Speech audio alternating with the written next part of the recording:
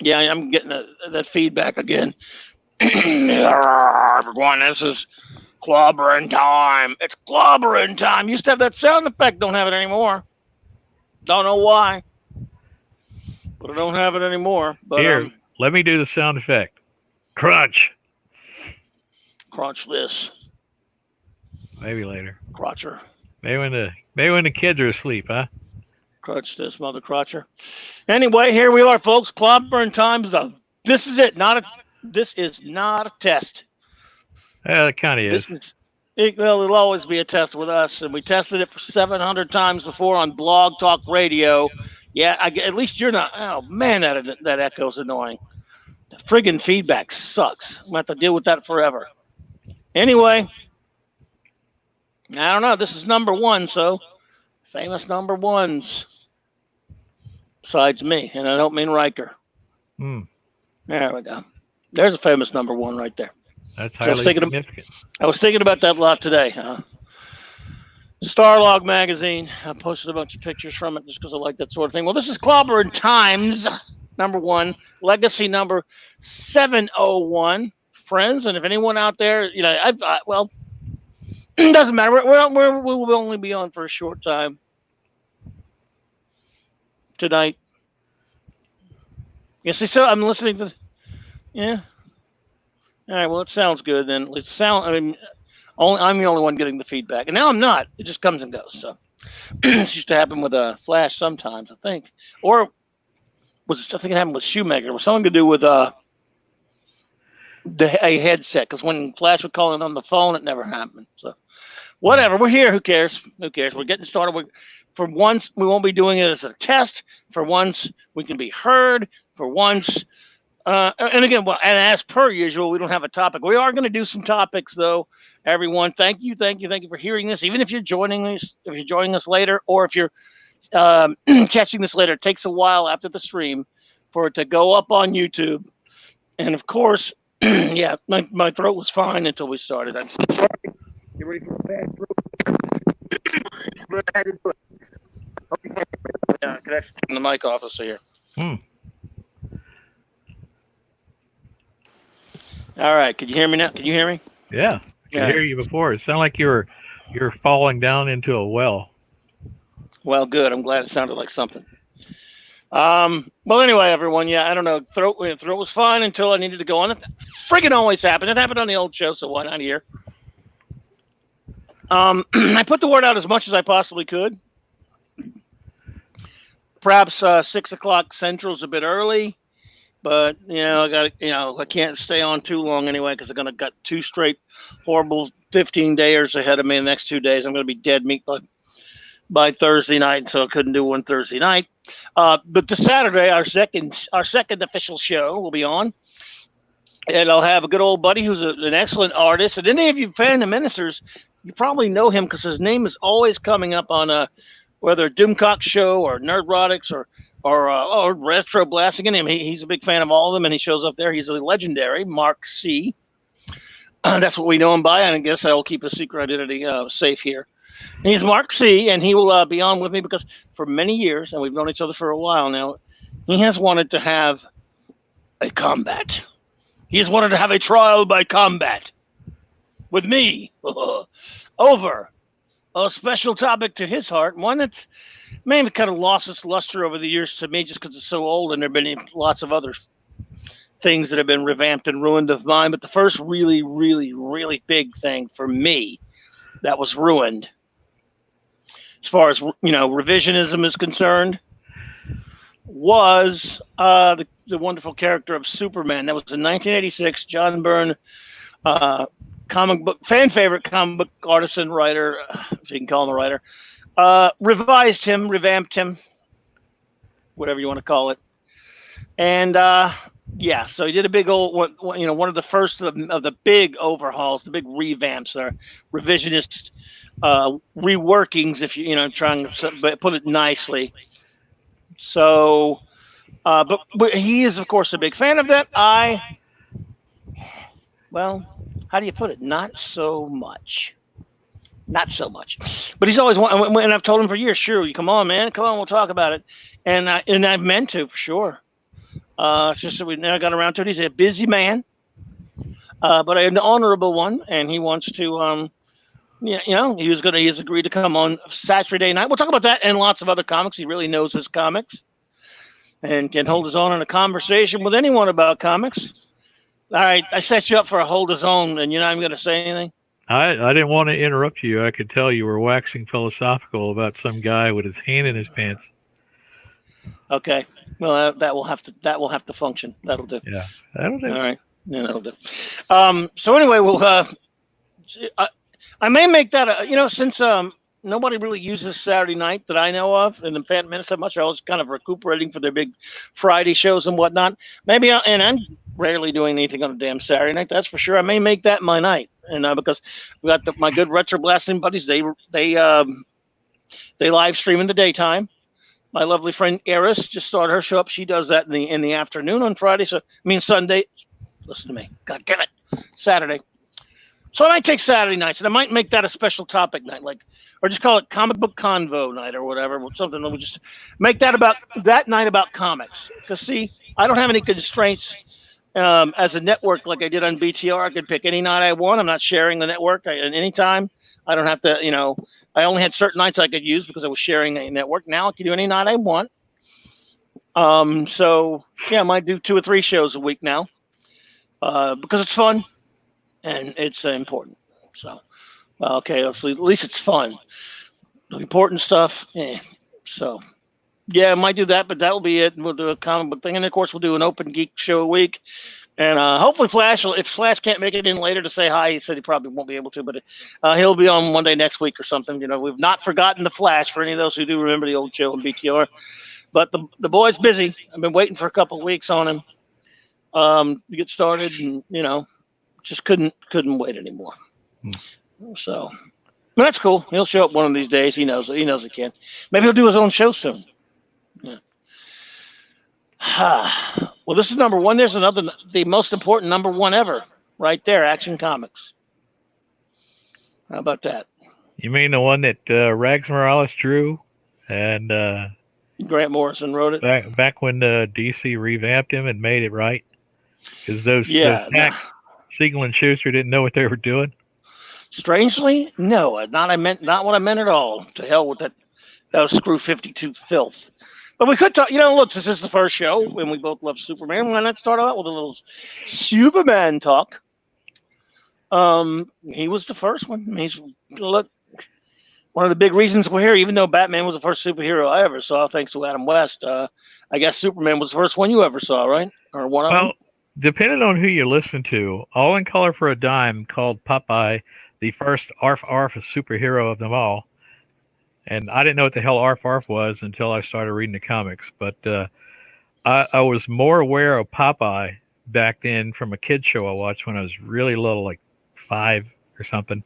And then they would play the George Reeves Superman in the afternoon. And that's my introduction to Superman.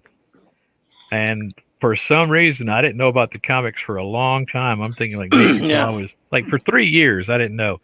And then I saw it in a barber shop. Remember barbershops? Yes, sir. Anyway, I saw it, and I was sitting there reading this thing while I was waiting to get my hair cut behind my 2 brothers. And I when I was done, I tried to walk out of the store with it, and the guy goes, "No, you got to leave that here because that's mine." I went, oh, "Okay, where do I get them?" And he goes, "I don't know. They mail them to me." So it was like another year. My mother walks in one day, and she brings me this Brave and the Bold, number 65, with Flash and the Doom Patrol. And I saw the cover. It was Bruno Premiani cover of the Flash and the Doom Patrol and the Chief sitting in his wheelchair. And I saw the guy in the wheelchair with a beard, and I saw the word Flash, and I said, that's got to be Flash Gordon. And I like Flash Gordon, so yeah, give me this one. And I think the other comic, she got 2 comics, and she was going to give me one or the other. And the other one turns out it was a Batman comic from that same period, and I don't know what it was, but I just remember it being Batman. Anyway, I get it, I open it up, and I go, where the hell is Flash Gordon? Why is Dr. Zarkov, why are they calling him Chief? what are these Yeah. freaks flying around? Why does that guy look like a robot? And it was an interesting story. Yeah, great book. And Great anytime character. back then, when you had like a team and a guy or two guys, superheroes that teamed up, they didn't just do it for sales, or they didn't say, "Oh, we got to put Batman in this book." No, it was just because it was a fun story, and these characters never met that character. They weren't in the Justice League. They were kind of off on their own. Didn't think of themselves as superheroes, and suddenly they're messing with a superhero and Gorilla Grodd. So that was my first comic book experience, and I did. I got Superman, and that turned out to be my favorite book for a very long time. And I was really upset. I was probably more upset than I needed to be when John Byrne took it over, because I felt like this has passed me by, and I quit. I quit comics for a long time, and then one day I just sort of looked at him again. It's like, he still sucks. But I'm trying to think. The one that I followed from start to finish was back in the '80s when they brought Teen Titans back, Marv Wolfman and George Perez. And Yeah. I remember being in a line for a movie with you, and some cop came up and you had a Batman shirt on, and he didn't go no no no no no no. He just said, "Hey, comics, huh?" And you, yeah, they're pretty. The guy goes, "I used to read comics," and you said, "Well, you ought to read them again." And I think you might have talked him into it. I don't remember ever seeing the guy again. But he was a Baton Rouge cop, and you were trying to explain to him about the Teen Titans and stuff like that, and he didn't look like, who the hell is this freak telling me about comic books? He looked like he was interested. He may have gone back to him like I did. Well, I have no memory of that. But as far as Superman goes, Uh, I let's see. Sorry, let's see if there's anybody here yet. No, nobody's here yet. Just us chickens. yeah. My first exposure has to be the Filmation cartoon. Because after Adam West Batman, that's what. Remember Superman Aquaman Hour. hmm That might have been it. That might have been it for me too. Yeah, I mean, because like I say, it took years. I don't know about how it works for most people. How people always say, "Oh man, I remember my first comic book, this or that." But superhero gateway drug for me was TV. It was Adam West Batman when I was less than 2 years old. It was, it was cartoons. It was those things that made me fall in love with the characters. I didn't know what a comic book was at first, and those cartoons. It was Batman, and there was that Superman cartoon. It was the Fantastic Four cartoon, Spider-Man, the other Marvel heroes, Super Friends, and then later the George Reeves show. But yeah, I mean, that's how I first got involved with him and loved him. And on the Byrne thing, all I would say is, and at first I thought, it was a pretty good idea. He had talked about years earlier. I'm going to go through all this Saturday night about Byrne and everything. I was going to say that years earlier, he talked about what a big fan of the film, of the 1978 film he was. And like me, who went 18 times, he loved it. And talked about how much he wanted to do a comic. And he said he wanted to do one based on the movie, which I thought, okay, that's a pretty good idea. So he had some interesting ideas about doing it. Then when he took over, of course, you got to get in line with, you usually have, when you're a writer, you usually have to get in line with continuity. But he was a fan favorite at the time. He just gotten through doing 2 pretty good years and then a couple of dull years on the Fantastic Four. But he was hugely popular because of that and the X-Men, especially X-Men. And you got to do whatever the hell he wanted. You got to run roughshod over the whole mythos. And, it might have been one thing if he hadn't come out and said stupid shit like nothing ever happened to Superman unless I say so. And then he trashed, all the different type of super characters and the whole Mort Weisinger, Silver Age and stuff like that. Super Cat, Super Bat, Super Aardvark. Super Couch. Yeah. It's like, yeah, okay. Then he started using shit like that. Yeah. He said, yeah. Anyway. I'll beat up on Byrne. You and I already know. Let's preach to the choir with us. But by the way, I've learned over the years, we're learning the hard way. We're in the minority. Not that it matters, but we are. And it was you and me and Scott Young, Scott Sherwood, a lot of people of our generation right there that were pissed about it. Well, you did get to let Byrne know how you felt about it, though. Oh, yeah. I did a couple times. Yeah, well, with your help and then with Mark's help. Yeah. But I don't know. I guess I know we're being heard, but nobody showed up yet. And I thought I put enough feelers out there to let people know we were going to be here. But it's all right. They'll catch it later, I guess. The important thing is we're getting launched. Yeah. Yeah. So what the fuck? Right. Yeah, but soups. But that. So very recently, playing around with the DC Comics app, I went and read All-Star Superman again. I don't know if it was the last time you've read that, but I got the two hardbacks that they reprinted it in. I think it was just two, and the movie, which I thought was it was one of the better DC animated adaptations. Didn't deviate from the story. They had to leave some stuff out because it was a 12-issue series, and they concentrated on the other super people that he met. And it started the same way and ended the same way. So that was important to me. Unlike Red Sun, which totally blew dogs. Yeah, I really enjoyed it. And as I mentioned I mentioned it on the BBB. Anyone out there, by the way, get in touch with me at if you go to just look up Mike Alonso on Facebook, or you can go to Facebook and look at the Facebook group Clobberin Times Baxter Building Basement.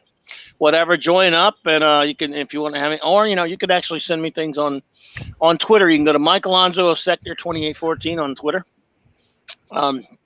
Anyway, send me your thoughts or your insults, whatever. We like them all.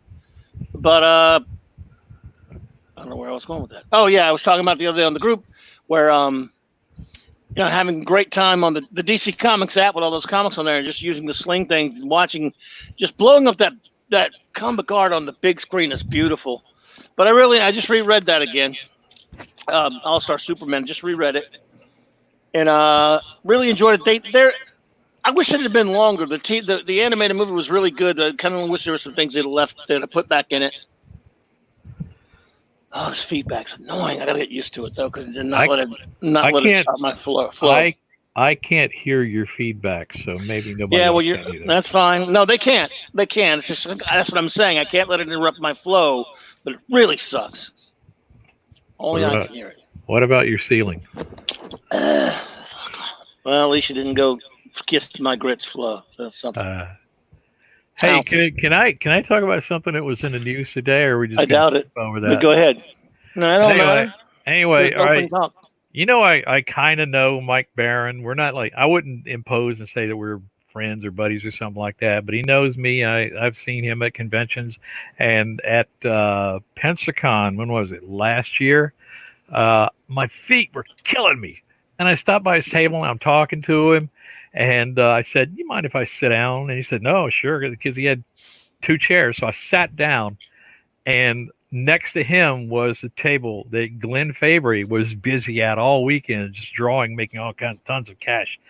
Meanwhile, Mike Barron is sitting there. I'm talking to him, and my wife comes around, and apparently Glenn Fabry thought they were giving people to them, and she sat down at Glenn Fabry's table, behind his table, and then he stands up to her and he says, "You mind if I go take a wee?" And she says, "Sure, go ahead. All right, just watch my table." And he goes off, and so she's Glenn Fabry's buddy for the weekend, and I was there with Mike Barron. Talked to him the whole time. The dude is really into cosplay, and he didn't see a costume that sucked and talked about how great it was. He saw like the intricate stuff that people actually worked on, and I had shown him my stupid old Badger costume that I did years ago, and I don't think he was impressed, but he's nice and he's not going to say that. Anyway, today on I think it's called The Comic Books. It's a subreddit site, which I'm just reading it. I don't know what the hell that means. Some guy got banned and permanently banned because he posted a link to Mike Barron's new, what is it, Indiegogo or Kickstarter called Florida Man. Now, we've all heard Florida Man stories. You might have heard it about your state wherever you are, like Idaho man does this, but Florida man seems like they get the whole press. In the TV show Atlanta, which I think was on FX, there's even a scene, I think you can go get it on YouTube, where a guy says, "My parents are going to Florida," and his buddy says, "Oh, you got to tell them watch out for Florida man." Which means is he gives them all this like, Florida man sees UFO, Florida man wrestles alligator in hotel pool, Florida man does this. All right, this is Mike Barron's. I should really know. It's Indiegogo. Okay, it is Indiegogo. But here's the 2 or 3 or 4 or 5 sentence synopsis. Florida man tells the story of Gary Duba's bad day. He's got a snake in his toilet, a rabbit raccoon in his yard, and his girl Crystal is in jail for getting naked and licking the manager of Waffle Castle. In order to get his girl out of jail, Duba turns to his best friend Floyd as the two set out to sell Duba's Barry Bonds rookie card in order to pay Crystal's bail. And if you couldn't guess it, things are bound to go wrong. That's the synopsis. For some reason, Reddit said, "Oh, hell no. Hell no. This is unacceptable." And they didn't just take it off. They banned the guy who put it on there for life. It went against their community standards. And it's just a story. It's not like Mike Barrett is going to somebody's house and burning it down or talking about their mother or anything. He just wrote a funny story.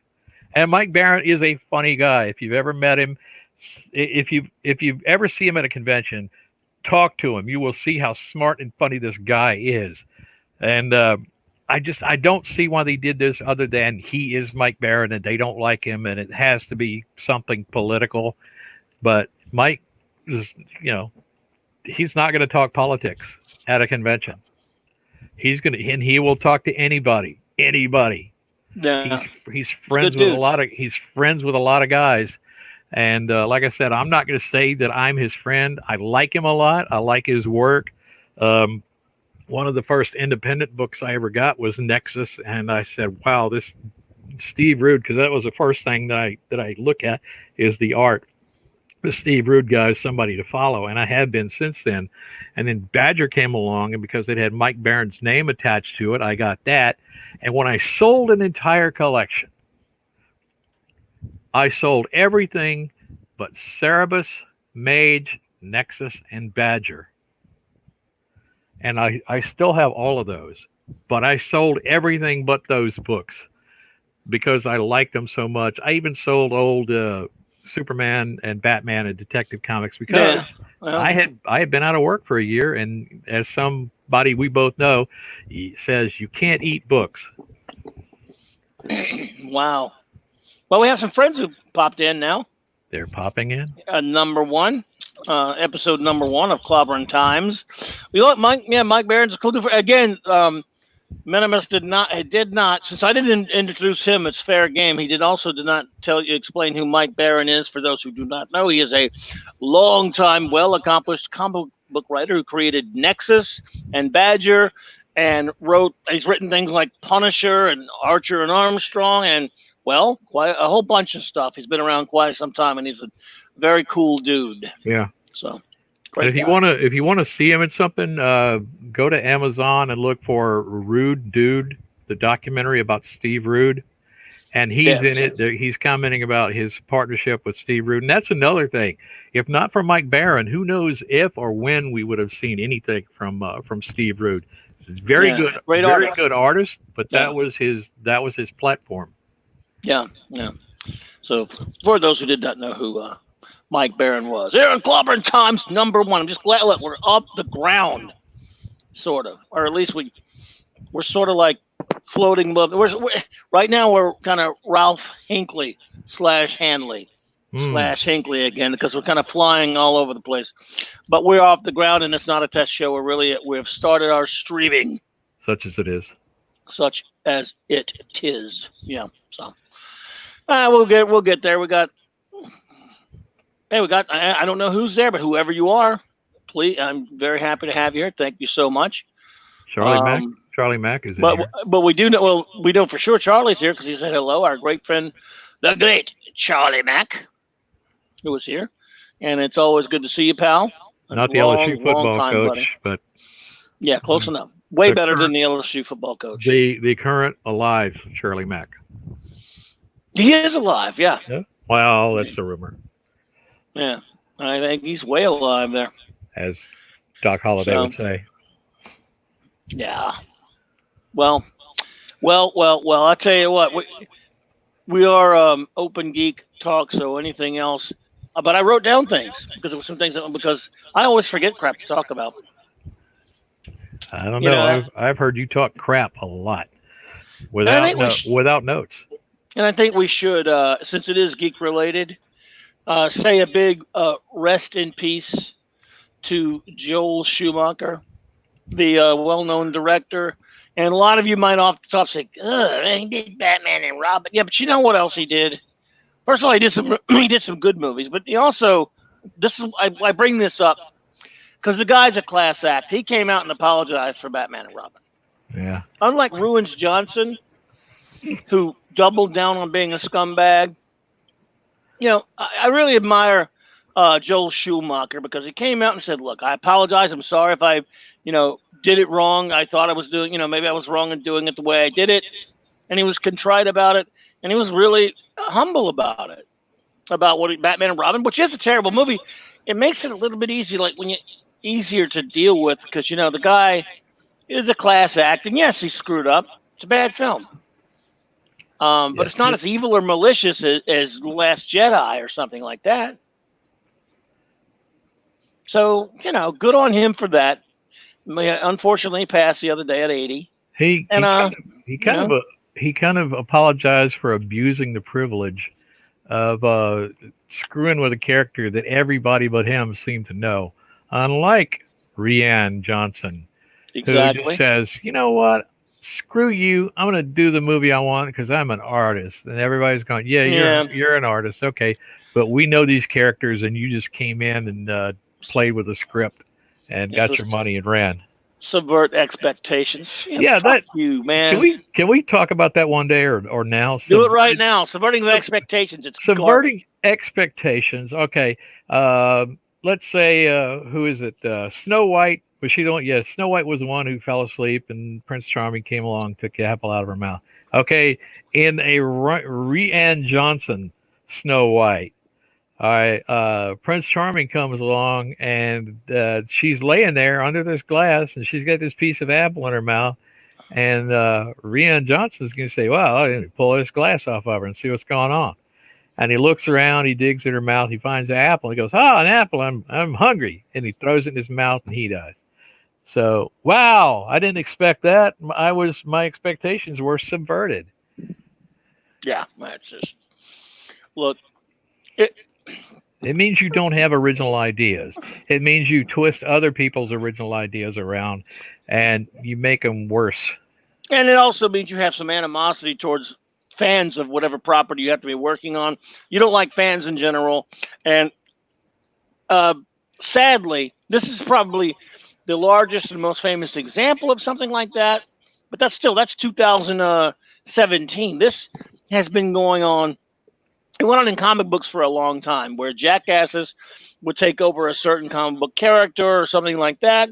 And when they talked about the things in the comic book press well before the comic would come out, they would say some things they want to do. Fans wouldn't like it, and they'd say, "Fuck them," double down on it. Brian Azzarello is just one of many. John Byrne was one. And there have been a lot of them. Somebody I like is J. Michael Straczynski. He really screwed up Superman. One. And I like other stuff that he's done. I love Babylon 5. Yeah, me too. And Midnight Nation was a good 12-issue comic that everybody should look for. The 12 was great. But, yeah, the 12. He took a break from the 12 to go do Superman, walking across America, getting in touch with people. I'm going to go for a walk. He went for a walk, and they pretty much, it seemed like they canceled the 12 after 6 issues or 7 issues. And then they did a one shot, and it looked like it's never coming back. And he says, "I'm going to be on Superman for a year," and he's going to walk across America for a year. Right. And this is the Superman who can't hear something across the world and fly there immediately. He's got to go take care of whatever the emergency is on the other side of the world. But no, just go for a little stroll. And guy is sitting on his balcony in his house, and Superman is walking by, and he looks down and says, "Is that Superman?" Superman just looks up and waves at him. He's walking. That can't be Superman. He's going for a walk. But after 7 issues, they finally got the message that nobody liked this garbage. Who's that guy? Robinson took over and James Robinson made it palatable, and then they got back to telling Superman stories. But the good thing about it was, even after he was lambasted by fans and probably comic shops too, he went back and finished the 12, and the 12 was much better than all that garbage he did with Superman. Felt like 12 years. Yeah, it did. It felt like a long, long time. It was years between issue like 7 and 8 or something. And then when, other than that special, and I remember I was surprised. For those who do not know what we're talking about, J. Michael Straczynski, brilliant on Babylon 5, love him. And of course, he did a lot of TV writing before that. Twilight Zone. Then, for some reason, that Captain Power, he did a lot of cartoons. Yeah. I mean, the real Ghostbusters. I mean, he did a lot of stuff. But Babylon 5 was his baby. That's his big one. And he somehow, for some reason, well, not for some reason, he was a big name, in geekdom anyway. So they gave him, I think the first thing they gave him was Spider-Man, which I did not like his Spider-Man at all. No. Ugh, man. Especially his first Morlun storyline, but I bought it because it was JMS, And anyway, I hated, he also did some friggin', talk about some dumb shit he did, because at this point, I haven't liked any of his comics. He did some. Remember when they brought back Brave and the Bold as a series, and they had some really nice issues with George Perez and things like that? He did a few of the issues of those. And it was one of two things. I mean, he's not Rand Johnsonist necessarily, but it was, A, he does not understand these characters and knows nothing about them, or B, doesn't give a shit and they would look good. They had good art in a lot of them.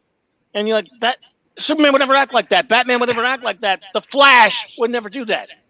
He did a 2-part. I couldn't wait for it to come out. A great art. I think it was Perez or something like that. It was Brave and the Bold, where it was the Legion of Superheroes and the Legion of Substitute Heroes. It was just them. And he wrote it. Looked good. Great art in the book. It was the real deal Legion, the Bronze Age Legion. So silver and bronze, really. And I read the story, like, does this guy ever pick up a Legion of Superheroes comic book? Frigging ever? No, he knew nothing about him. But DC said, it's JMS, let him do whatever the hell he wants. However, then, because as Claude just said, he couldn't write Superman and a lot of other things he couldn't write. Take these old, timely characters from the Golden Age. They're all public domain characters from all over the place that nobody in modern day ever heard of except one guy we know named Larry. And do a comic similar, sort of a Watchmen-esque type of a story, close. And it was brilliant. It was great. It was called V12. It was 12 issues, but like around 7 or 8, it stopped, as he just mentioned, for a few years. But when he finished it, it's great. So long way around saying, if you could ever pick up the trade or anything like that. There's two. If there's a trade. It's a 2-volume hardback, and is there? Okay. It is worth the price. Don't think it includes that one shot though. Oh, all right. Well, okay. I have all the issues, but I don't think I ever got into the trade. But I would like to. They had a lot of like Alice Ross covers. I think a lot of them did, if I'm not mistaken. Or were they some other guy aping Ross? But really good art by an artist. What's that guy's name? Oh my goodness, I can't remember his name. Sorry, I can't remember his name. He was very good, but anyway, had really excellent art, really good story, and again, these were characters nobody knew. Straczynski could do whatever the hell he wanted with them because none of them had ever had anything super fleshed out. Chris Weston. They were Chris Weston, good. From the Golden Age, great book. But yeah, then he did stupid shit like Superman Year One and what have you, and like you said, the Walkabout Superman. Ugh, good God. I don't get it. Just, whatever, dude. It was terrible. It's fucking horrible. shit. But what are you gonna do? Still, it's not like he's ever gonna be able to do Babylon 5 again unless he did comics or something. I don't think he can do comics. I'm not sure. The rights are so tied up. Yeah, I don't think he can. So, let's talk a little bit about cancel culture here for just a second. And it's controversial, I know, but who cares? It'll be canceled before the show is over. Yeah. I won't go too much into the Warren Ellis one because even though I watched a few things on that, all I know is I don't think he's done shit. He's just got railroaded by a bunch of bullshit from things I've seen. So I'm not going to go into that. The one that really kind of bugs me, and it always makes it worse. It's bad enough when someone gets canceled. When they capitulate, when they bend the knee, like Drew Brees did. But close to the Geek situation, Mike Nelson, man, MST3K, Riff Tracks. And the reason why I bring this up is because it's bad enough if you said something that was innocent, but some jackass wants you to apologize for it, then you bend the knee. It's even worse when you weren't even there. It was said by people that you know. Guilt by association is a classic bullshit SJW tactic. And what happened was Mike Nelson started a podcast many years ago, for those who don't know. And after a while, he just got so busy with things, and he started it with a buddy of his, a guy named Doug Tenaple. Doug Tenaple created Earthworm Jim, and he's a famous cartoonist or whatever, or at least fairly well-known cartoonist and stuff. I've never really read any of his stuff, but I knew who he was. Anyway, he and I guess Nelson are friends. They lived up in the same area. They did a podcast together for years. Eventually, they parted ways. Not really parted ways. Michael left the thing to him because he was so busy. So once in a while, he'd go back as a guest. But for the most part, it was Doug's show now. And Doug, of course, was a big part of Comicsgate. He had a big falling out with EVS. We're not going there with any of that because I don't know much of it. But I know he and EVS don't get along or have problems. I don't know much about that or about Doug, but I do know that apparently last week or whatever it was, Doug said some things that were, this word makes me want to vomit even saying it. We lost R2. We lost Claude. Apparently, let's see, we'll put him back in there. You there? There you go. Yeah. Doug said some things that were, I'm going to use the word, I'm going to make myself throw up. Problematic. It's problematic. Oh, that word. Oh, my God. Anyway, so Doug said something offensive on the show. By the way, Michael Nelson was not on that show with him, nor has he done the show with him for a while. He doesn't, every now and then he pops in, but it's not his show anymore. So for that, Mike Nelson was being attacked by SJW morons, scumbags, as I repeat myself. So he bent that knee, got down and apologized for something he didn't even do. It's bad enough when you apologize for something you actually did say, but you still shouldn't be apologizing. And like in the case of Drew Brees, but in this case, he didn't even say it. He didn't even do it. He wasn't even fucking there. But he's responsible because dumb fucking idiots. So poor old Mike Nelson bent the knee. I'm going to do better. All this other kind of crap that bunch of jackasses.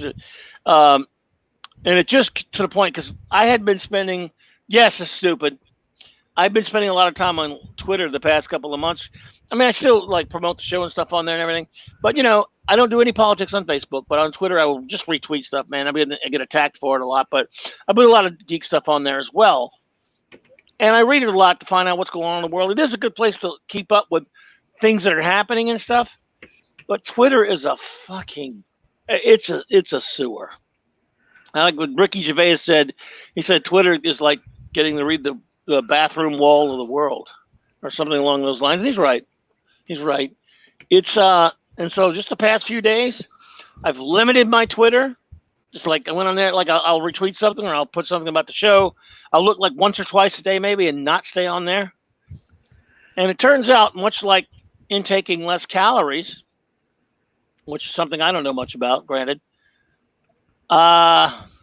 There it is. Twitter is like being able to read every toilet wall in the world. Thank you. That's exactly right. And just as they say, I've only heard this as a rumor that limiting caloric intake is good for your physical health. Limiting your Twitter intake, it turns out, is good for your mental health. I'm not even kidding. I've cut it down just the past couple of days, and life goes smoother because if you sit there and look at that fucking shit on your phone. Now I got the next 2 days starting tomorrow where I'm going to be sitting around doing nothing, messing around with my phone all day to make a stupid ass 15-hour days go faster in a row, and I'll probably look at it and get aggravated all day long. I hope not, but there's not much else to do. But yeah, so just Twitter, go fuck yourself. It's terrible. I don't even think it's really Twitter. I think it's the kind of people that Twitter attracts. There was somebody edited a Family Circus cartoon where the father tells the little boy, says, "So what's the magic word you use to get what you want?" And the little boy goes, "I'm offended." Yep. But by the way, that's another reason I do stay on there is because there are a lot of really cool people on there too. Don't get me wrong, that I have friendly back and forths with. There are plenty of nice, decent people on there that they say the same thing. It's got a lot of toxic, horrible shitheads on it, but they don't leave it because there's some people that they met on there that they like and they like to go back and forth with. Just like on Facebook, which is nowhere near as bad as Twitter. A lot of people knock Facebook all you want, but I don't do it as much as I used to. But it's fun, and it's I like having my group there. I like having contact with people that I would never otherwise have any contact with. And it's just you don't have to see that shit on your timeline if you don't want to. And if you do, you can just scroll past it, but it's nowhere near as. I don't see mobs on Facebook like I do on Twitter. I'm sure they're there. They are. Yeah, but I think they had their own pages, and you can stay away from them. About 2 years ago, I went through and I said, I'm going to delete, I'm going to unfollow and unfriend all of these news sites or these political sites that either somebody put me in them or I thought maybe this is funny. That's the only reason I mix with anybody that has a group on Facebook. I think I'm going to get something funny from it. But a couple of years ago, I went through and I said, good Lord, all these people, they just hate everything. And I know because I've gotten like crap from people on Facebook. And here's how I identify them. If they start a sentence with, you do realize, it's like saying, hey, you are stupid, and I'm going to tell you what you don't know. Well, thanks for the education, but I do realize. The worst one I ever got, it was kind of silly. People were talking about Sheldon from Big Bang Theory, and I said something that Sheldon would do. And a guy comes in and says, you do realize that Sheldon is a fictional character, don't you? It's like, really? Really, asshole? I didn't know he wasn't real. I see him on my TV a half hour every damn week. God, you just blew up my universe. I was going to invite him over. We're going to do fun with flags from my living room. No, now I can't because he's not real. Stupid. Twitter, man. Facebook, man. Ugh. Yep. No, yeah. Unreal. Oh, I got a question about this thing cast that we're doing. Is it a podcast? That's not the question. Charlie has said hi to me on here, and he's talking, but I can't respond to him in the live comments. Private chat, I guess the only person that can see that is you. Is that a thing, or is that just okay? Yeah, I don't know. I mean, there's no way unless you open up a window on YouTube and just turn the sound down on it, and you can chat with them that way. I think. That sounds too complicated, and I'm too lazy. Sorry. Well, Charlie knows you said hi. Oh yeah, well, I had a message for Charlie, and I keep forgetting to tell him that our mutual friend Josh got a job in Houston radio again, and it's one of those things where he was a big star on radio in Philly, and then he came down to Houston. He's a big star down here, and both places he pissed off the wrong people. And he got fired from both of them, and he got a nice severance package. That's what she said. and he was living on that for almost a year. And then some guy says, "Hey, Josh, I'll put you on my radio station." Josh goes, "Cool," I said, "but I can't afford to pay you." And the thing about anybody who feels like they have a calling, they would pay you to let them do it. I fortunately I got a job, doing what I like to do, and now I'm old and decrepit and can't do it anymore. But I never really had to pay anybody, but I did have to go some places and work for free. But I don't know. Have you ever had to do anything like that?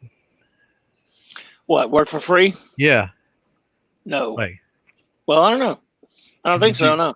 what about when you were pushing cars on people that needed cars? Well, I was working on commission. Yeah, that's not working for free. But there are times, unless you get a base salary is always comfortable. But unless you're getting a base salary, that commission depended on you jumping around and doing a whole lot of stuff. Yepper. That was me too. I was commissioned. Commissioned. You were key missioned. And then, Yep. Then I got decommissioned. Yep. Yowzer. Well, I don't know. I'm afraid even I just don't know. You really just don't know? No, I don't know. But one thing I do know is, well, we're off and flying on our first show, and I'm putting comic book pictures of first issues like a theme saying. Has anyone noticed that's the theme? How clever it is! Like when they watch back later, you're gonna see all these comics that are issue number ones. Yeah. And they're going to put the two together and go, "Oh my God, that's so cool!" He's putting comic books that are number ones randomly, but his show, this is his number one issue. Yeah, it's like a public service. That's fantastic. No, what that's a Star Trek. Genius. Joe bloody genius is what he is. Do you have a lot of number ones? Because I don't. Yeah. No. I think I have some number ones from the 80s and 90s. I used to have Peter Parker, the Spectacular Spider-Man, like all of them, but that kind of went away with after I got unemployed in Greenland in 2002 or 3, I think. Yeah. No, I don't. I mean, I don't. I remember the ones I had. I remember having the first appearance of Batgirl.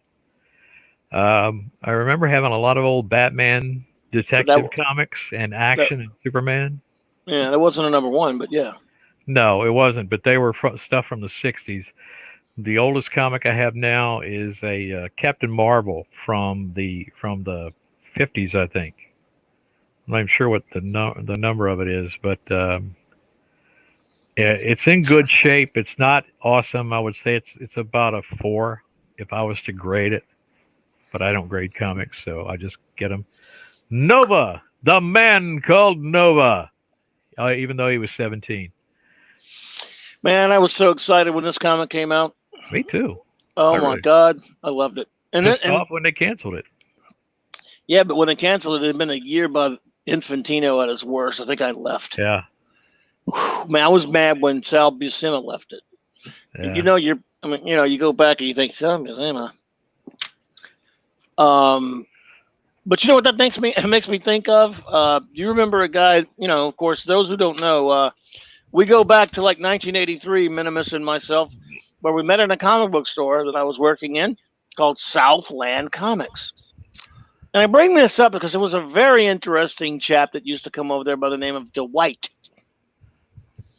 Land shark with the shark. You remember Dwight? You'd have to describe him to me because I didn't know everybody's name back there. Well, this chap, I don't know how to describe him so much, but what was interesting about this guy to me, and I've never forgot it, was as a kid, and I was a kid when I started working there. It was wow. Charlie had a X-Men number 1. It was disintegrating condition. Wow. Got it for $5. Still, I had an FF number one a long time ago that was in horrible condition. So I sold my FF collection. I don't want to hear about it. I don't want to think about it, but yeah. This guy, this was a. He was a big. I mean, he loved comics, but he was a big fan of comic book art. In other words, he didn't really buy it for the story. Now, again, that was a weird thing to me. So we would talk a lot about it. I was young. He was a number of years older than me. And we would talk about comic book artists. And he was really finicky, very picky about comic book artists. And he didn't like the Buscemi's of the world or any of them who were just competent, kind of clean line storytellers that just were kind of, I don't know, your Jose Delbo or your Sal Buscema, who's some Jim Mooney or any of these guys, or even a Kurt Schaffenberger or even a Kurt Swan, who I love. When I would talk about an artist like that or show him a book, he would look at it and go, "It's just not exciting." That was his big way he'd say that. He'd go, "It's not really." He liked a lot of the artists that had a special style and a very visual style to them. In other words, after a while, I got to learn the ones he liked and the ones that he didn't. It was always kind of funny. I mean, he loved, of course, he loved the Kirbys. He loved the early Ditko. He loved the Gil Kanans. He loved Marshall Rogers, Jim Starlin, Barry Windsor Smith. All those guys with great distinctive styles. Even Neil Adams. But if we were like a plain Jane guy, which I like John Buscema. I even like Sal, but I knew what he was talking about. It made sense to me. He didn't like Miller though, and Miller was kind of okay back then. But he didn't like, I don't know, he and Jansen. Miller didn't do it for him. John Byrne, he thought was he wasn't big on Byrne. He liked him okay, which Byrne was better when he was inked by Terry Austin. But this guy, it fascinated me that when he talk about comic book art, and he would say, "I don't give a shit about the story." And once in a while, he'd mention, that was an okay story. But if I would talk about the story, he would say, "I don't give a shit." I'd say, "Man, this is a good story. You ought to read it." Look, the art sucks. I don't want it because the art sucks. He wasn't into the art. And most people bought for the characters and the stories. Yes, you wanted it to have good art, but a lot of us would buy even when we didn't like the art a lot of times. But we had our limits. When you would pick up a goddamn Justice League with a George Perez cover and a Don Heck inside. Yep. Talk about a bait and switch there. Or anything with Vince Colletta on the inside. Yeah. Oh yeah, boy. Dwight used to rail on Vince Colletta. He had a friend named Jeff Singleton that was there as well, who was his buddy Jeff. You knew Dwight, but I mean, many years later, I ran into him at a School of Comics, and it was the last time I saw him. And he used to come to my shop before that, but I mean, it didn't, but yeah, I haven't seen him much. But anyway, cool dude, interesting guy. Love comic book art. Hope he's well, still out there somewhere.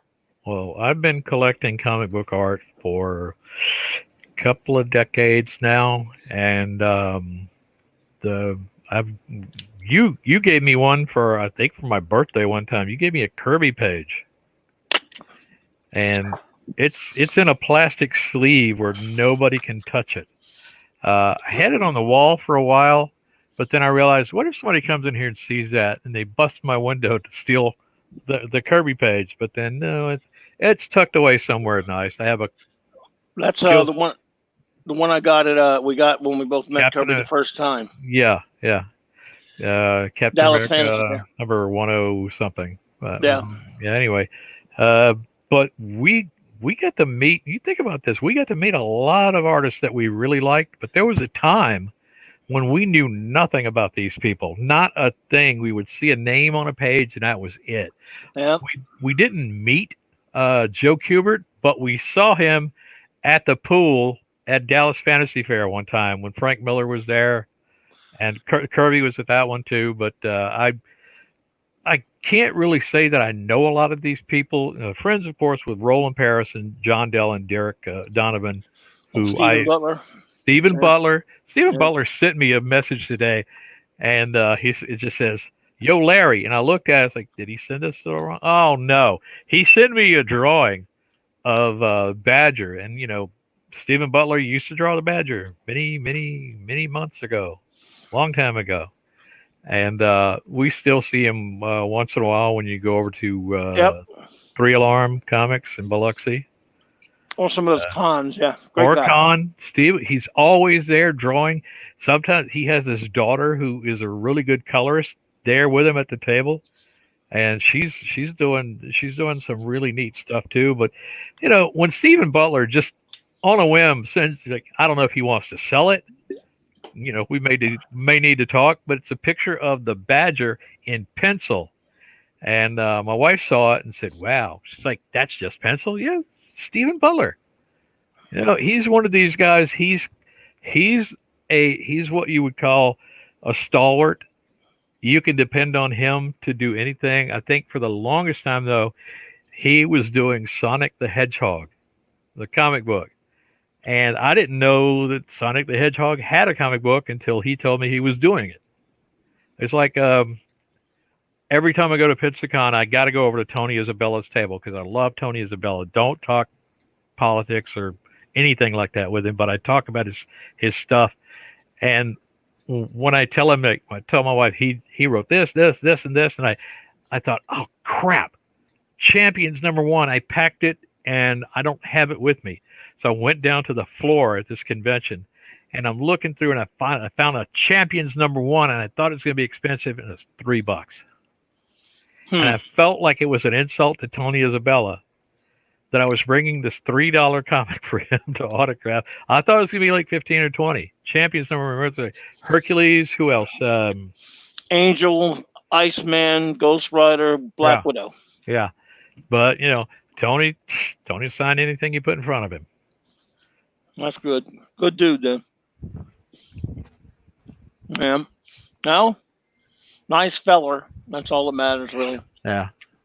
But you're right. You can't talk politics with these people. But I'll get back to what I was saying. Like, we have met a lot of these people. Just off the top of your head, rattle off the comic book artists or writers, or just professionals that you've met, if you can. Most of them I met with you, but let's see here. Obviously, the greatest one's Kirby, Jack Kirby, Gil Kane, Gene Colan, Dave Sim, Neil Adams, of course. You met him a bunch of times. Oh yeah.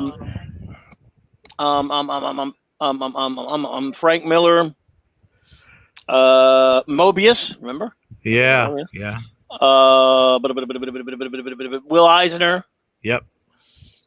John Romita Sr. Doug Wildey. Yeah. Dave Stevens. George Perez. Dave Stevens. Yeah. George Perez. Let me tell you something quick about George Perez. All right. You read political shit about George Perez. Everybody knows what he was going through. But every time I've met George Perez, it's not like, here's an autograph, kid, get away. No, he talks to me. He will talk to me if somebody else comes up with something they want autographed. Yeah. He's just got a bad case of TDS and said some nasty shit. Maybe he's over it. So I think he is, because the places that he said he wasn't going to go to anymore, he lives in one of them. So I'm pretty sure. It was a knee-jerk reaction. It was. Well, guess where he was when he got the news that he was in Paris. Another country. Orange Man He was in Paris, France with his wife, having a lovely vacation, and he let that ruin it for him. I'm sorry. If I was George Perez, I would have waited for her to wake up, and I would have said, hey, you're not going to believe this. Hillary won.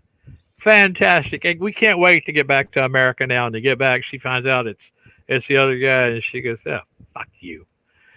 And he goes, okay, all right, I'm still going to ban myself from these things. And what he didn't realize, and what the message he finally got was, there's a lot of fans that did not care about his politics at all. And if they had deeply held political beliefs, they weren't going to change them because their favorite artist was different from them. They liked his art. And he, like I said, he is a nice guy. I don't consider that kind of crap when I'm talking to an artist, because I know Neil Adams is kind of hard to talk to about politics. He does it almost on a daily basis when he does his live broadcast when he's trying to sell stuff overpriced to fans. Yeah. Let's see. Some other ones. John Burney boy, huh? Dave Sim, Gerhard. Yep, we said them. Yep. A bit. Mike Grell, of course. Martin Odell. Yeah. Nick Hardy. Murphy Anderson. Not an artist, but Julie Schwartz, Mr. Comic Book. Right, also not an artist. Kurt Busiek, silly ass. Mark Wade, stupid ass. Mark Wade's a dumbass. Yeah, I met him. Scott McCloud's indifferent ass. Actually, I met Mark Silvestri. I actually gave him a ride one time.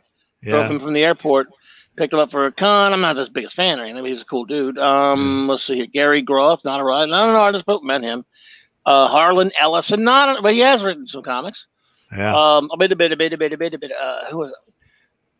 I don't know did you ever meet Ramita Senior? Because I did. No. But you weren't. Oh, that's right. This was at MegaCon one year when Tex and I would think Tex and I and Wes, a bunch of us went to MegaCon in Orlando, and our good old buddy Steven Scott was there, and I have that Fireside Spider-Man reprint album. Those little Fireside reprints from the 70s. Yeah. And I brought that there, and I just gotten there, and Ramita was leaving. And I told Steven Scott, oh, damn, man, he's leaving. I can't get it. And Ramita who had been sitting next to him all day, he went and got him, and he brought him over and had him sign it for me. And I was like, oh, man, talked to him for a few minutes and stuff, and I left. And Scott came back and said, man, dude, you didn't have to do that. I hated to bother. He said, no, man, look, he knows how it is. He saw you were a fan, and he was glad to do it. So, man, that was fucking great. So He was really nice. Who else did we meet? Frank Miller was nice to us. He was really cool. Well, like I said, Glenn Fabry. We got a piece of original art from Glenn Fabry off of eBay, and then we hear that he's going to be at Pensacon. So it's one of those guys that you don't want to bother, because I found out he did nothing while he was there but draw all the time he was at his table. And then Scott Huberman told us that when he was in the hotel lounge, he was just sitting there drawing. He did commissions. Like the cheapest one was $50. So naturally, I got the cheapest one. And I was thinking, like, what am I going to get Glenn Fabry to draw for me? And I said something, and he said, Pam went to him, and she came back and said, he's going to need a photo reference from that. I went, oh, crap. And it's like suddenly it hit me like a lightning bolt. I said, tell him to draw Cassidy. And I didn't have to say anything else. I mean, Pam didn't know who the hell Cassidy was, but she went over and she says, he said to draw Cassidy? And he said, yeah, right. He didn't need a photo reference for that because he'd done it so much. But I got an original, like a little 8x10, like typewriter paper, Cassidy from Glenn Fabry.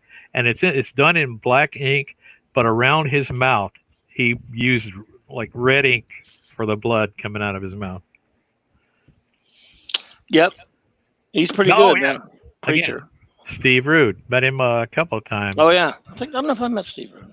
Dragon Con. I met Mike Barrett a bunch, and yeah. And damn, there's so many. Kerry Gamble was a cool dude. Yeah, he was nice. Kerry Gamble was the guy who I actually went up to, and I bought some stuff from him, and it was super cheap. I got it was like tissue paper, like onion skin or something, like a test page he did for when he was drawing Indiana Jones for $4.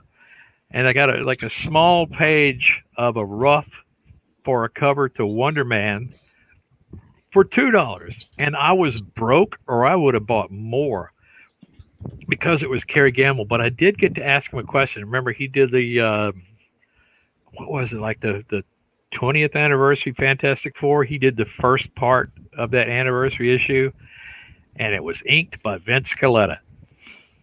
And I know Kerry Gamble can do so much better when he has a really good inker, but he didn't.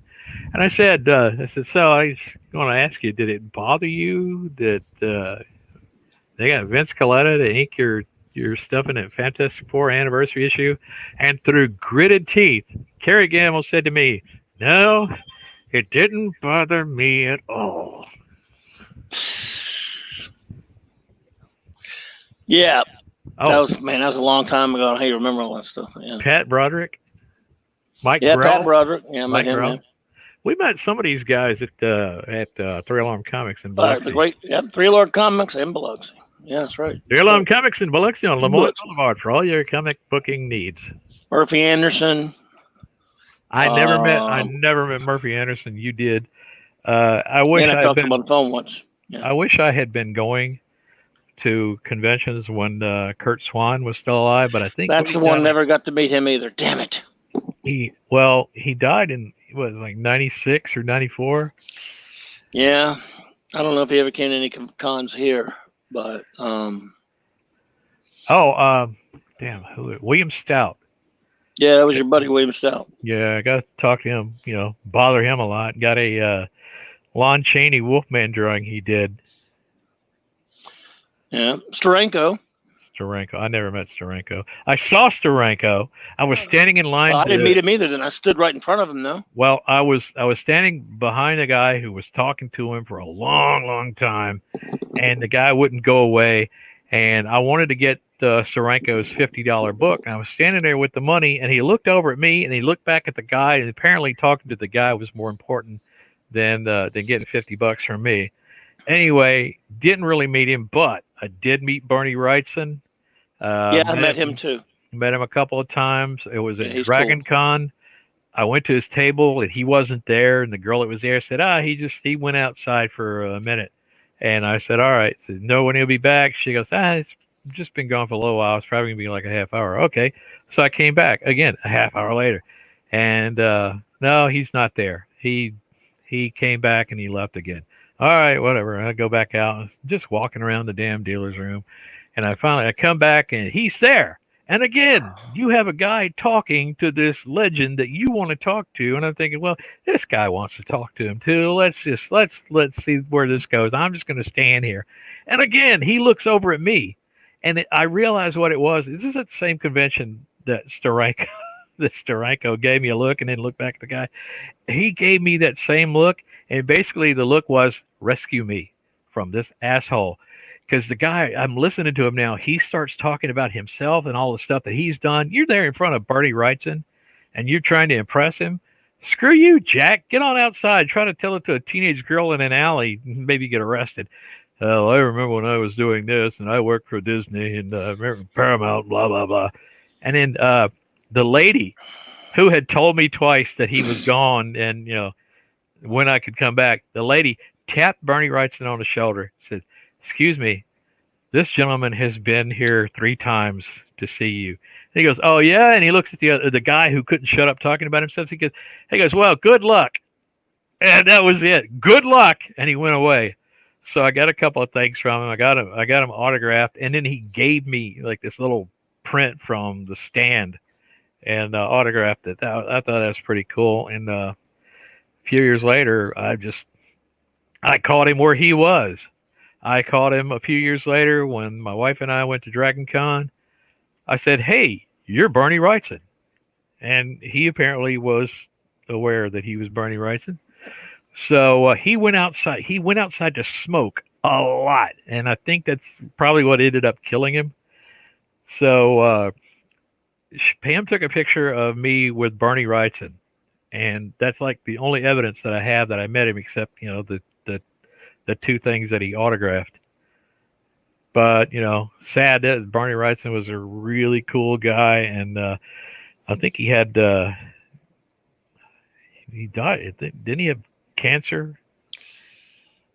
Yeah. He died of cancer. Yeah. A few years ago. The week after he died, Walking Dead had a thing at the end that said, in memory of Barney Wrightson, and a drawing of his of some kind of a zombie on the end card. Yep. And he was great though. He was great. I was trying to think of some other ones. Oh well, for what it's worth, was it Jim Valentino? Oh, you and Howard Chaykin. Oh God! Tell the Block Howard that Chaykin one. story. No, You you do it. didn't block I'm it. not You telling it. know, you got you gotta tell it from you. No, okay, I'll tell it. I probably make it more. I'm not You telling it. don't. You're not impressed with yourself, but I am.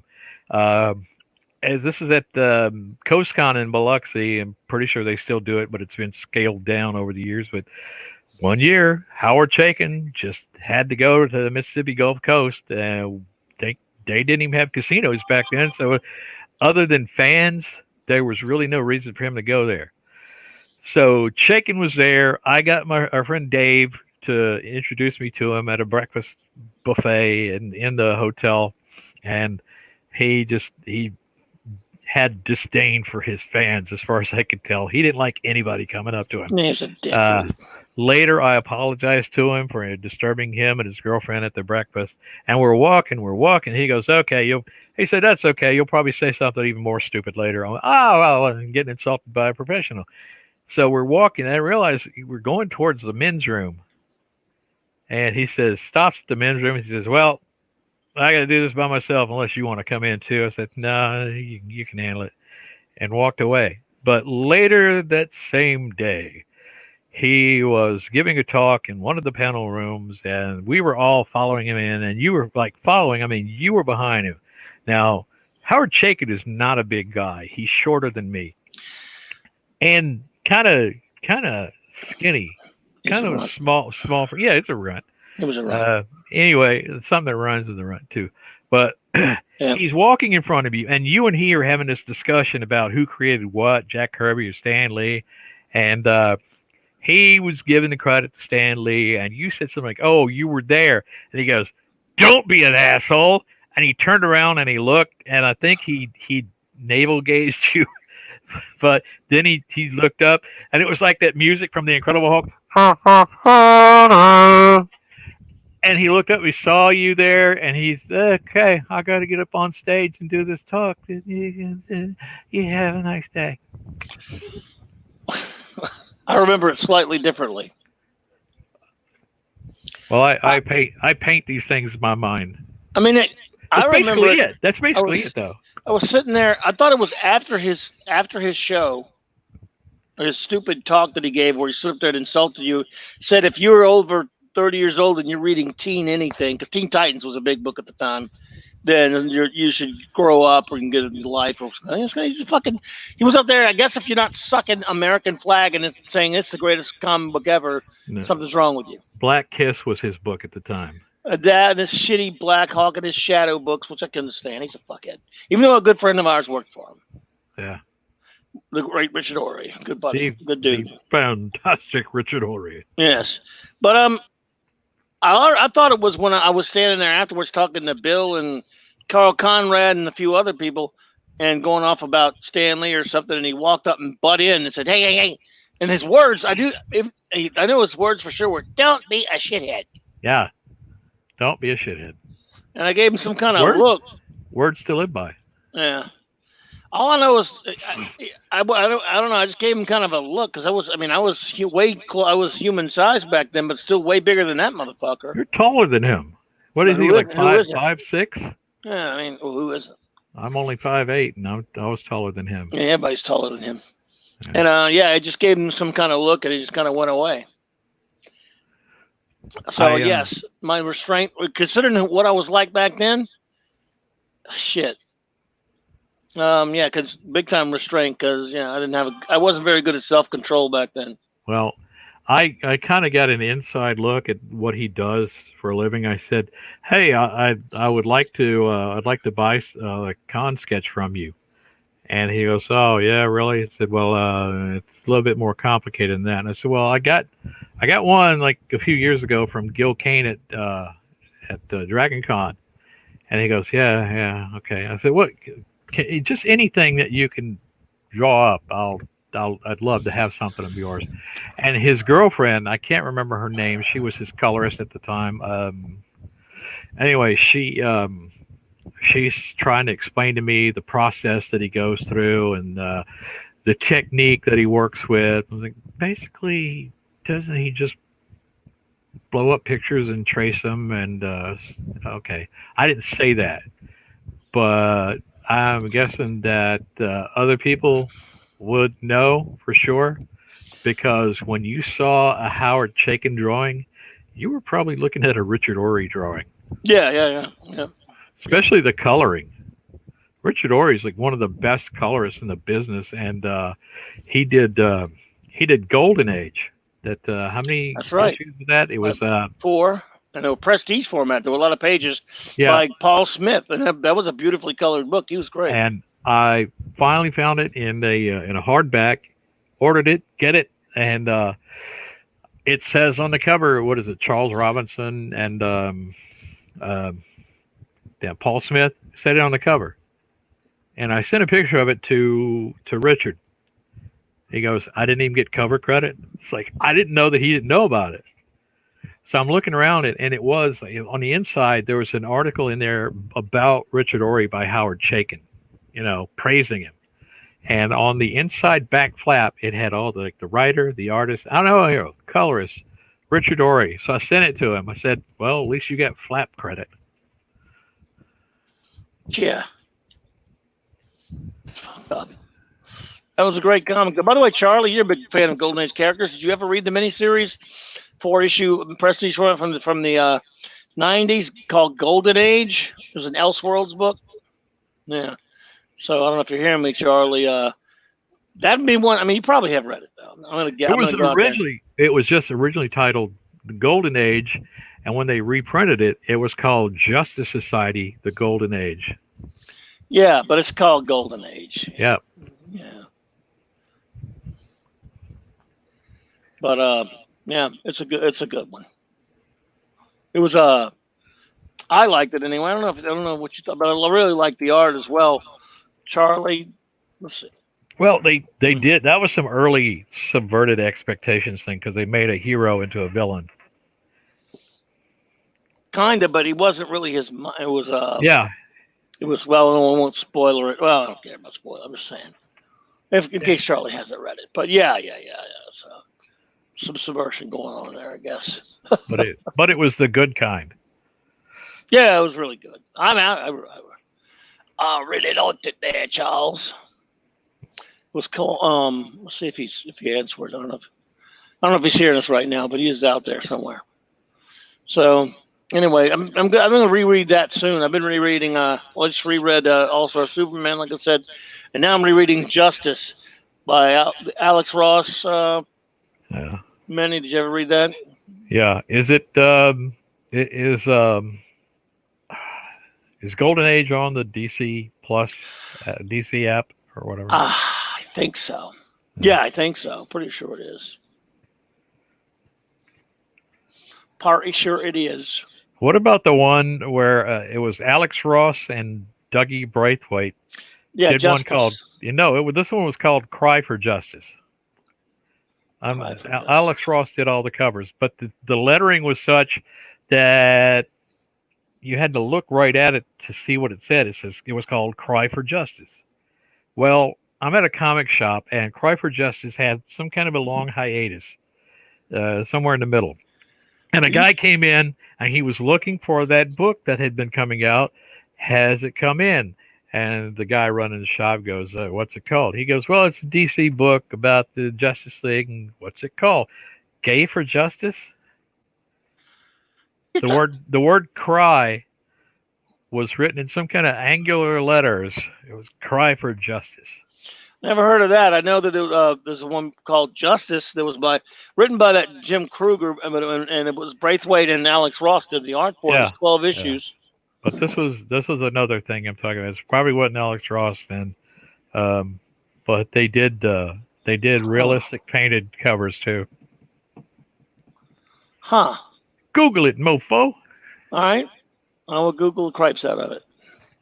Cry for Justice, not gay for Cry for Gloriam Justice. Let's see.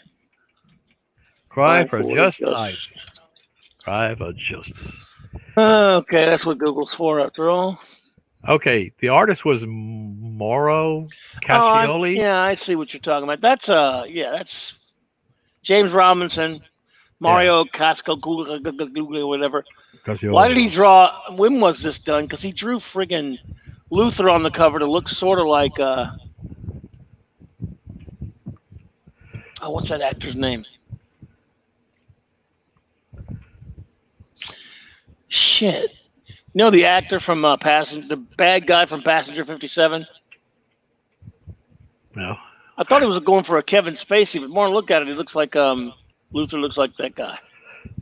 Okay, 2009 it came out. Okay. 7 issues.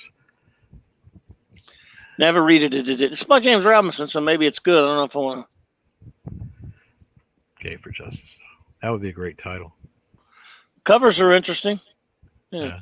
But Justice has been really good, so I'm about to read the last issue of it tonight. But blowing that beautiful art up on the big screen there, and by the son of a nutsucker. I think I'm going to sit down and write a book called Gay for Justice. Well, it'll be big, especially now. DC will print it. They'll have their hands full. If it's woke enough, yeah, there you go. Yada yada. Oh, here's the one I remember. Sure or woke for justice. Yeah, that would be good.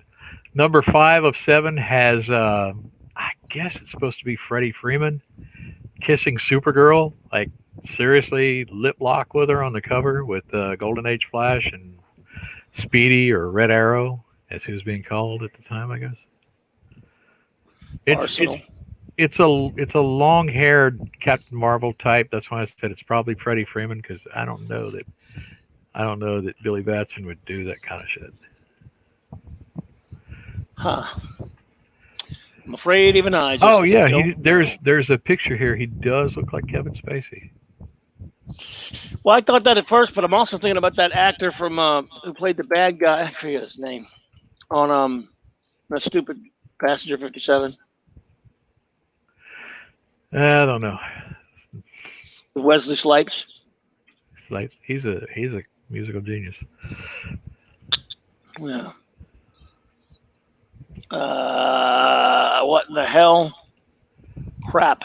Oh, shoot. What's the other guy? There's a damn it, Mark Texeira. We met him. Yeah, he's a good artist. Yeah, he knew it too. Yeah. Yeah, he knew it. And we bought one of his pages, but he wasn't there. So we got the page and didn't have to deal with his shit. Oh, I know he's. I know. Maybe I didn't meet him. Yeah, you did. You met him at it was like a free comic book day at 3 Alarm Comics. It was either free comic book day or the birthday. Okay. For the shop. Well, we need to get I don't know. Maybe we can get Hoverman to come on here one of these nights. That would be good. Yeah. So I don't know. I think we lost Charlie. I think he's out there somewhere, but he's busy. But if you do hear us, Charlie, he's having a life. Was wondering if you'd ever read that comic. Yeah. Oh yeah. Look, on the cover of the individual issues, Richard Ory does get a cover credit, but on the hardback, he didn't for some reason. Wow. Yeah, he does get a cut. Yeah, I guess. Wow, that's crazy. Yeah. That's crazy towns. Robinson was a really good writer. Don't know what he's doing now, but well, if he was a good writer, chances are he's not in comics anymore. Probably. Oh, Mitch Bird. You know Mitch Bird. Yep. And you met Bo Smith. He's not an artist, but he's you either met him or you talked to him or something. But yeah, I used to buy. I never met him. I used to buy trade paperbacks. Hardcovers and stuff that he used to sell on eBay, and he would send me all kind of fun stuff. Yeah. Well, cool. Great dude. There's a back and forth that happens on Facebook that I like, but then you can't really say I know this guy. But Bo Smith and I, we talk back and forth to each other, and he has this little game he plays with Billy Tucci. I don't know that it's real because I've never witnessed it, where he and Billy Tucci, the creator of She, that samurai woman, are supposed to have a shin kicking contest at every San Diego Comic-Con. And now he'll show like his shins with blood going down it, but I don't know that it actually happened. I'm kind of hoping it didn't.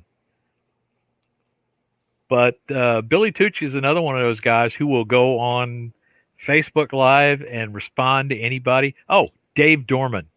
I knew you were going to come up with old Dave. I was about to mention him earlier, but you were. Dave Dorman. The first I was aware of him was you got me an autographed picture that looked about the size of a Polaroid, but it was like a snapshot of Green Lantern and God, what was that guy's name? An old DC villain, Eclipso. And it was autographed. But now, I even called him one time. I asked him for advice, and I called him. He says, "Call me at this number." So I called him, and after it was over, I thought, I don't really know Dave Dorman, so I'm gonna delete his phone number so that I don't accidentally butt dial him one day. And every day, and everybody should look at this, about 11 o'clock in the morning Central Time, Dave Dorman does live paintings, and it doesn't matter if it takes, like this last one I think took 4 days or maybe 6. He did a painting of it was called T-Rex Hunter. It's a girl with a shotgun or rifle slung over her back and an ape that's dressed up like a hunting guide. And in the background, huge, is a T-Rex dead. And Chuck Dixon saw it and he said, "I want to write that story." So who knows? I mean, that Chuck Dixon could flesh that out really good. Chuck Dixon said the ape and the girl are arguing over who shot the T-Rex. And Dave Dorman says he doesn't have a story. He said he thinks it's a cool idea to be a good image, so he paints it. And he starts from a sketch. He puts a sketch up there, and you watch him paint it in. And it's pretty awesome. He did the first one I saw him do was Pennywise from It, like the new version of It. Took him something like almost 12 hours to paint because he did so much. And I don't know that he had painted for an audience before. This one took almost that long. Some of the things that he does, though, will take an hour. And it's fun to watch him paint, and he'll respond to your messages while he's painting. Cool. Well, he's a good dude. I remember we've known him since since the 80s. What was the name of that shop? Gulf Coast Comics. My friend's shop, Gulf Coast Comics. Yeah. Yes, sir. Yes, sir. Been by Biloxi. Now Biloxi has a really great shop called 3 Alarm Comics. Anyone ever gets there? Sounds like we're shilling for 3 Alarm. No, just because. Well, no. I mean, I would. Sure. Yeah, I would. I mean, he's a friend, and it's a good shop. But yep. I'll tell you what, I'm going to go to one day. As a big fan of the Fandom Menace here, and I consider myself in spirit part of them. I'm not part of them. Yeah, it's a hashtag anyway. There's no original official grouping. But I'm a big fan of, as many of you are, Gary from Nerdrotic, and I was listening to him the other night, and Doomcock and a lot of others. They're all great. And he was talking about he isn't sure which city it's going to be yet, but they're moving. He's moving, and his family. He's going to open up a comic shop. That's his big ambition. It's going to be a big one. He's going to carry no new drivel. He's going to carry a lot of back issues and also Blu-rays and rent Blu-rays, and he's got a lot of big plans for it. And he's got what is it? He said he'll carry if any of the people who crowdfund or anything like that want to put shops there. Comics fine, but he's not going to carry any new crap from any of the big companies or that. So it's pretty cool. And he's got a couple of places that are relatively fairly decently close to us. At least, not too long a drive that he might be moving to, if you know what state that is, which we won't go into it. But hey, remember when he gets opened up, I'm gonna go. Remember when we had to go to that state to go to a decent convention?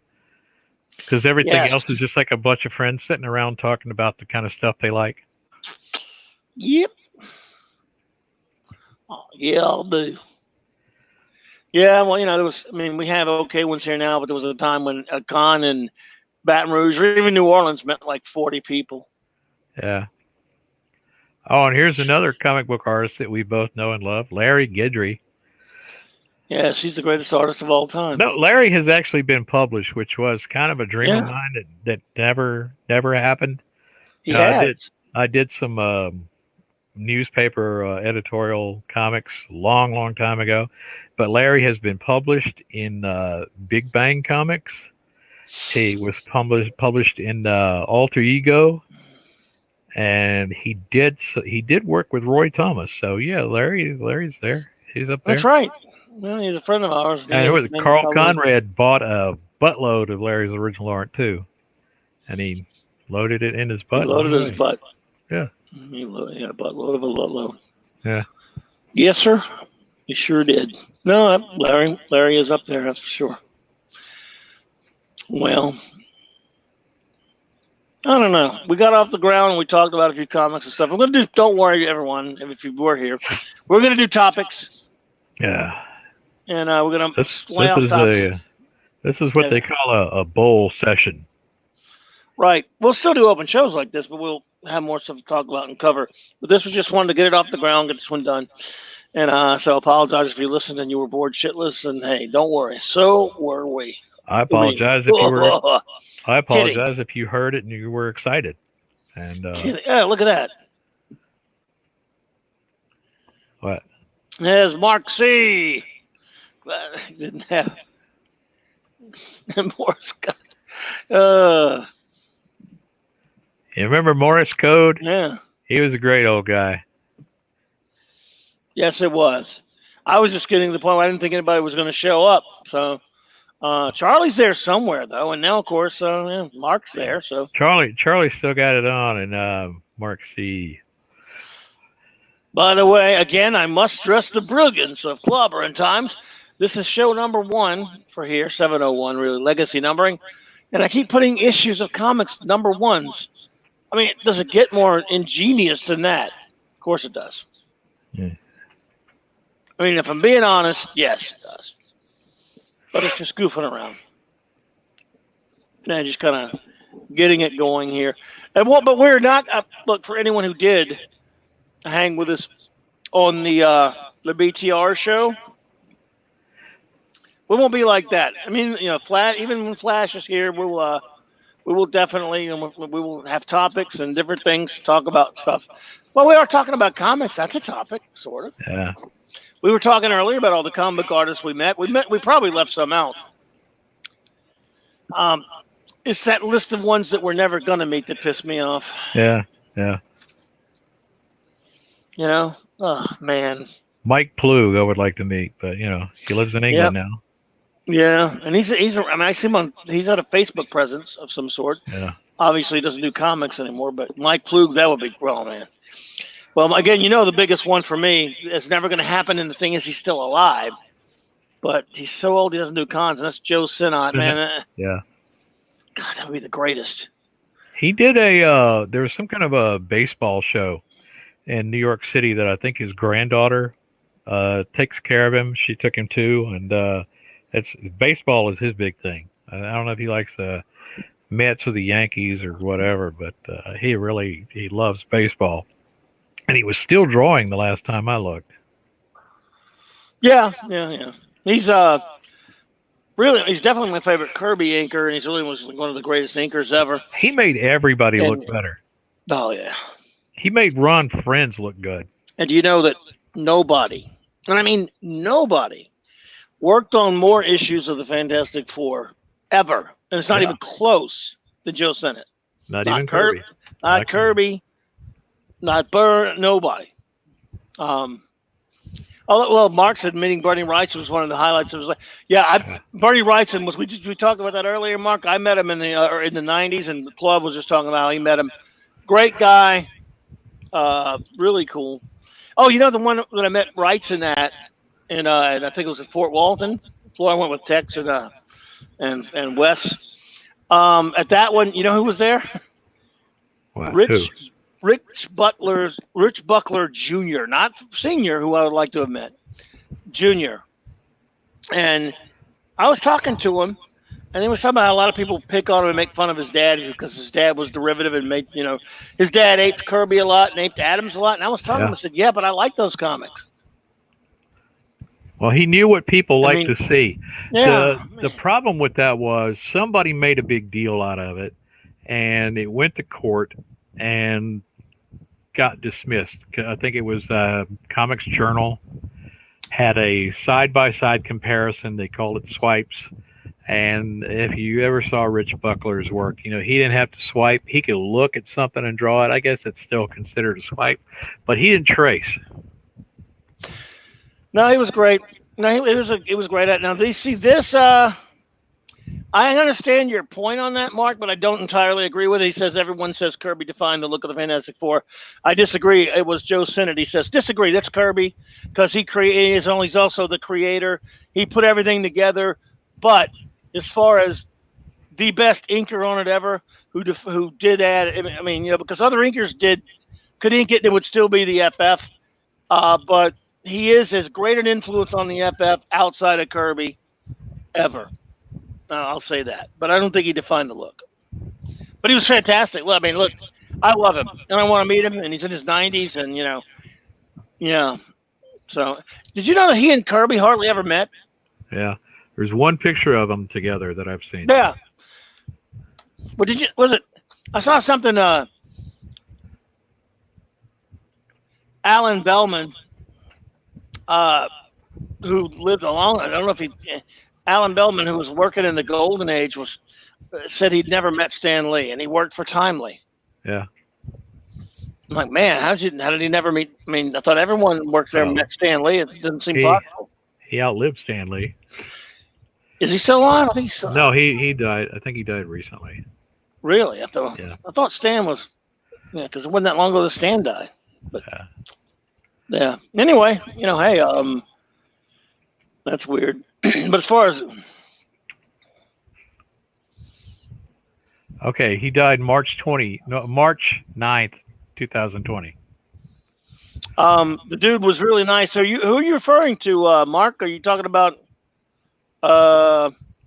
Kirby? Or are you talking about? I mean, it's not Kirby. Are you talking about Sinnott or Steve Rude, the dude? Or I'm not sure who you're speaking of, sir.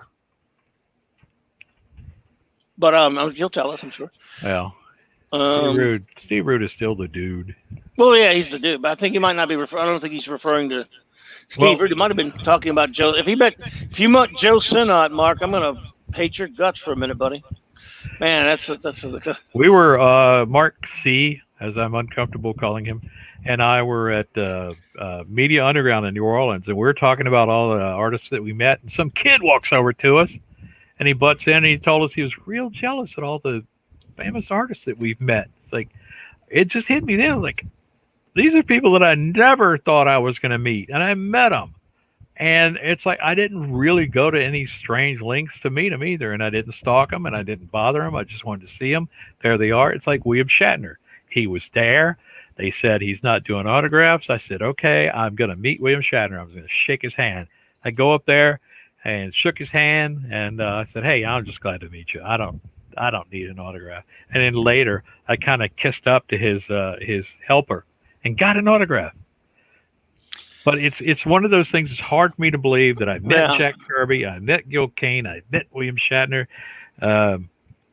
Kane's wife, though, Kane's wife and Kirby's wife were very, very nice ladies.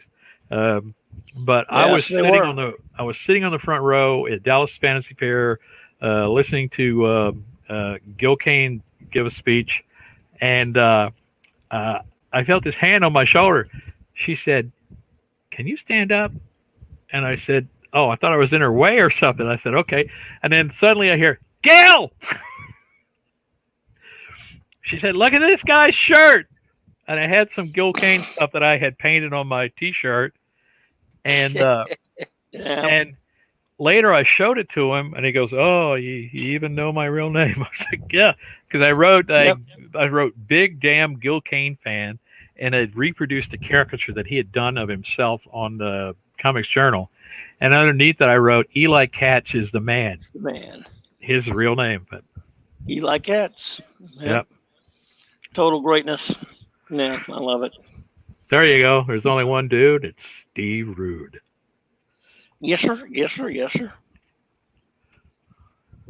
Rude is another 3 one of bags those full. guys that he does live paintings on Facebook, and that's weird to me that we can finally watch these guys do stuff. Neil Adams comes on and he'll talk stuff, and he'll tell you about this book that he did, or he'll tell you how much these drawings are. But once in a while, you'll see him draw something live on Facebook. That's Steve Rude, Dave Dorman, and Neil Adams.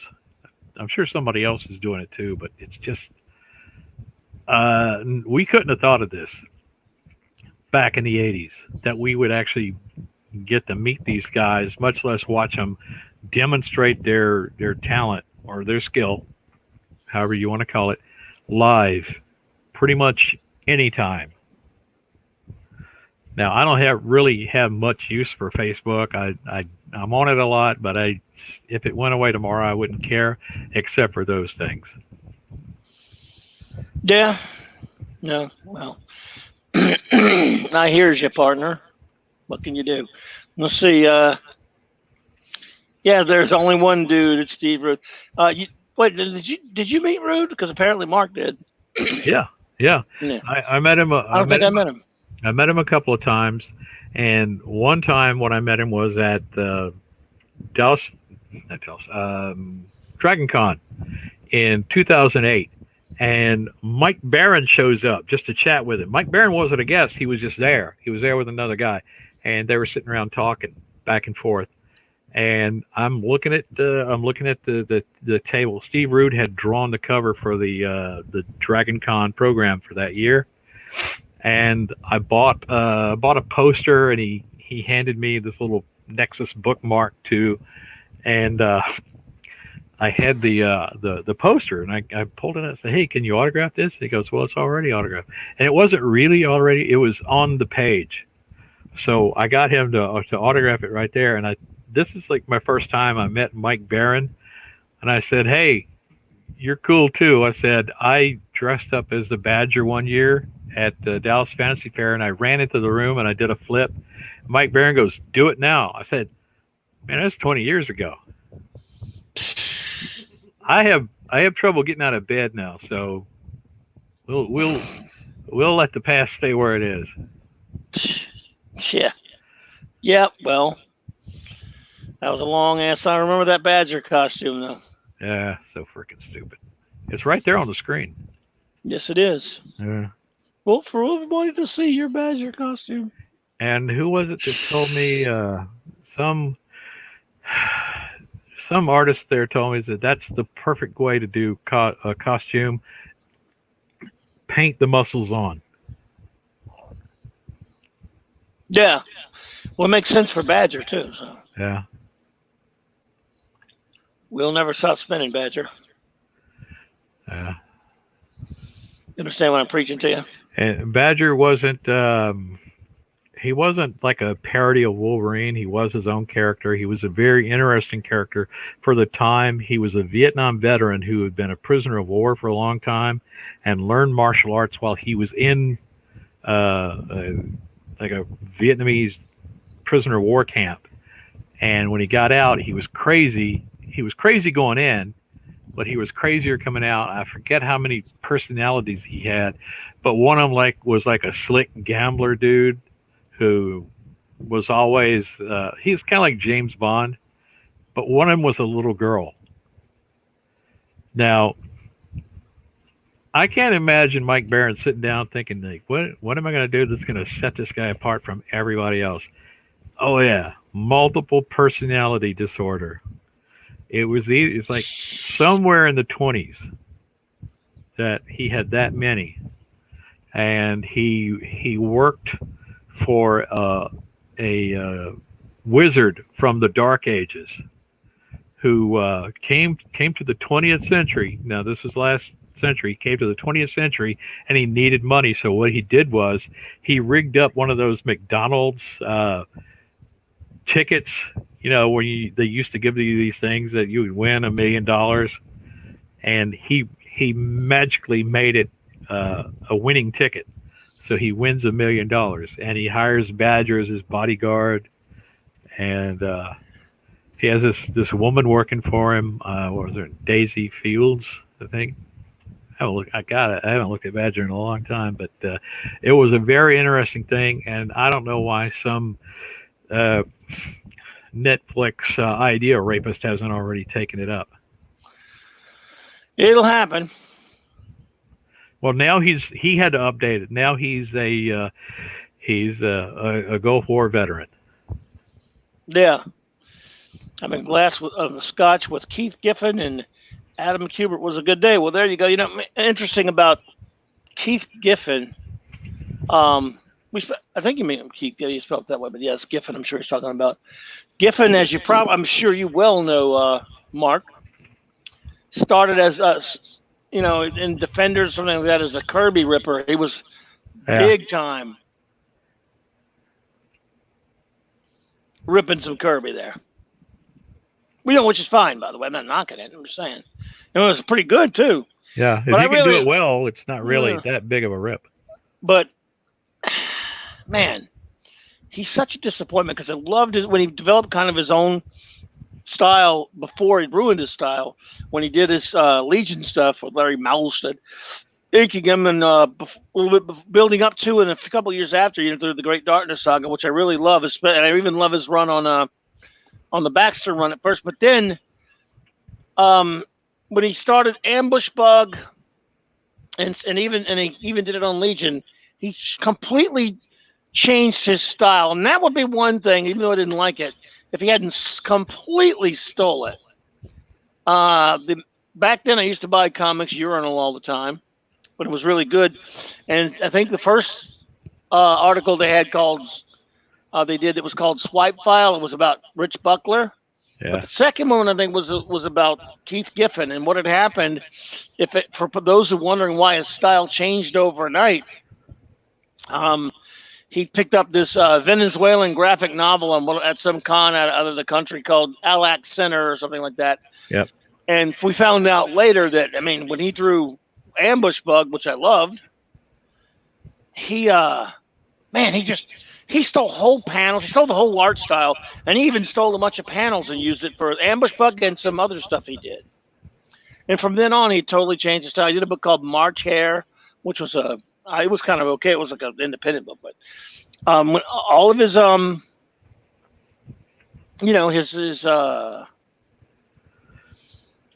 his work after that point all was him ripping off Jose Munoz or something. I believe the artist's name was. Yeah, and it was just, what is wrong? And those who criticized it before we knew it was swiped, everyone was saying, "Oh, that's such a wonderful, just outrageous, brilliant." Because a lot of the art snobbery, the arts and Renaissance snob crowd in comics, like at the Comics Journal, were praising him at first for what a wonderful new style, better than that silly generic comic book style, or him just ripping off Jack Kirby. And then we find out, he stole it. He flat out just robbed it. And then I was pissed off at him for that. But I guess he was able to live with himself for it. So, what do I know? You understand what I'm preaching to you? Yeah, I'm trying to think who didn't Fantagraphics go back and publish Alex Center? Yeah, I have it. I bought it back when it came out. Yeah, they did. That was probably because of Giffen. Because they didn't even know about it until someone, like I said, I think it was like Venezuelan or something, graphic album of some sort. I remember buying it just because, I guess because of that controversy or whatever. I don't know. It's just, But yeah, that's right. So what can you do? I saw Jaime Hernandez, but I couldn't talk to him because he looked very pissed. This was at Dragon Con one year. He looked very pissed, and I had several of their books by then, and I didn't get him to autograph anything. Dave Stevens, another one I think you might have met, but I met him. Yep. Oh, yeah. And I ran into him in an elevator after he had some kind of a big problem with Marvel. They were suing him over the name Rocketeer, which they had no rights to. He came up with a Rocketeer on his own. It was kind of based on 40s movie serials. And Marvel said, no, we own that name. And what was that? The Human Torpedo comic Um, book. yeah, That it was no, what was his name? it was It was Torpedo, but it was not Human Torpedo. It was well, whatever. That's not important. The thing is that Daredevil villain. that comic lasted a minute, and He there didn't even was have his own comic. It was the Marvel premiere. no, and it was some of his bad guys were called the Rocketeers, Rocketeer Raiders, The Rocketeer gang in a Rocketeer detective Gang, whatever Yeah. they're called. Let me tell you. Let me tell this story because this was actually me that did this. I can actually. I'm blowing my own goddamn horn here. Okay. When I heard he was having trouble with Marvel over the name Rocketeer, and that's why he stopped doing Rocketeer for a long time until his shit cleared up. I'm in a comic shop one day and I'm flipping through back issues, and there's a Detective Comics on the cover.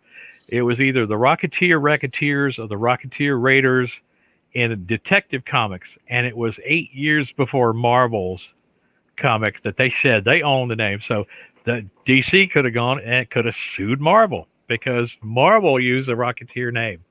Well, I called up, of all things, I called up Comics Journal. I talked to a lady there, and I said, you've got to find this book. You've got to get this and print it. It's going to blow everything up. And they said, well, we're not anywhere near a comic shop. And they said, can you mail it to us? And for about a second, I thought, why the fuck can't these people go to a comic shop or ask somebody? Anyway, what I did was I bought the book. It was only it was $8. It cost like $3 to send it to them. So I had an $11 investment into this story. Sent it to them. They published it in the next issue of Comics Journal. There's a tiny reproduction of the Batman Detective comic with the Rocketeers flying at him. I think Batman's in a parachute and they're coming at him, shooting at him. And it ended Marvel's case. I thwarted Marvel, goddammit. And I'm so proud of that. But in the book, in the magazine article, it didn't credit me at all. And I thought, well, that's fine. It got something done. So me and Dave were, my friend, Dave Roberts, were at a Dallas Fantasy Fair 88, 87 or something like that. We were there in 86. Yeah, 85 and 86 we went, remember? Well, you weren't there, though. It was me and Dave and Carla Speed went there. And wasn't that when you went to Austin or Fort Worth? No, that I don't remember where it was, but it was a convention. Gary Groth was there. I talked to him for a little bit, but then I saw Dave Stevens sitting there, and I thought, I don't want to bother him. But then he was on the elevator, and I heard that he was a little drunk, so he probably didn't remember it either. And I said, hey, Dave, really like Rocketeer. And he goes, thanks, man. I said, okay, well, I'm the guy who sent that detective comic to Comics Journal. And it's like he snapped out of it for a second. He looked at me and goes, oh, thanks. And I got thanked by Dave Stevens for basically, you guys like that Rocketeer movie? You're welcome. That was me. But yeah, you and I talked to Gary Groth again. It's like he was kind of an ass, but he was our kind of an ass at the time.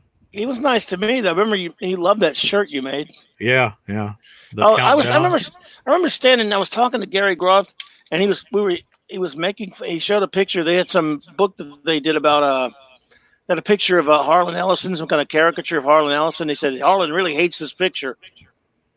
He says, you don't think he looks like a California raisin here, do you? I said, he said, no, I'm sorry. He said, you don't think he looks like a cadaver, do you? Yeah. And I said, no, he doesn't really look like Alan Cranston, no. Yeah. But, he was, but he loved that shirt you did. So he was, actually, Groth was kind of nice to me. I used to read his his Comics Journal, that is. It was at the same Dallas Fantasy Fair that I was at with these two other friends, Carla and Dave. And I swear I didn't sit in a chair next to him. I knelt. I kind of balanced on my feet and I got down on my knees next to Gil Kane. And it felt like 2 hours that I was talking to him. He was there. Harvey... help me out. Harvey Kurtzman was Harvey across Kurtzman, yeah, that's right. across from him. Harvey Kurtzman wanted to see my airbrush book, and I thought, why does he want to see this shit? So I handed it to him, and he didn't say anything. So he either didn't hate it or didn't think it was worth commenting on. But I talked to Gil Kane for a long time, and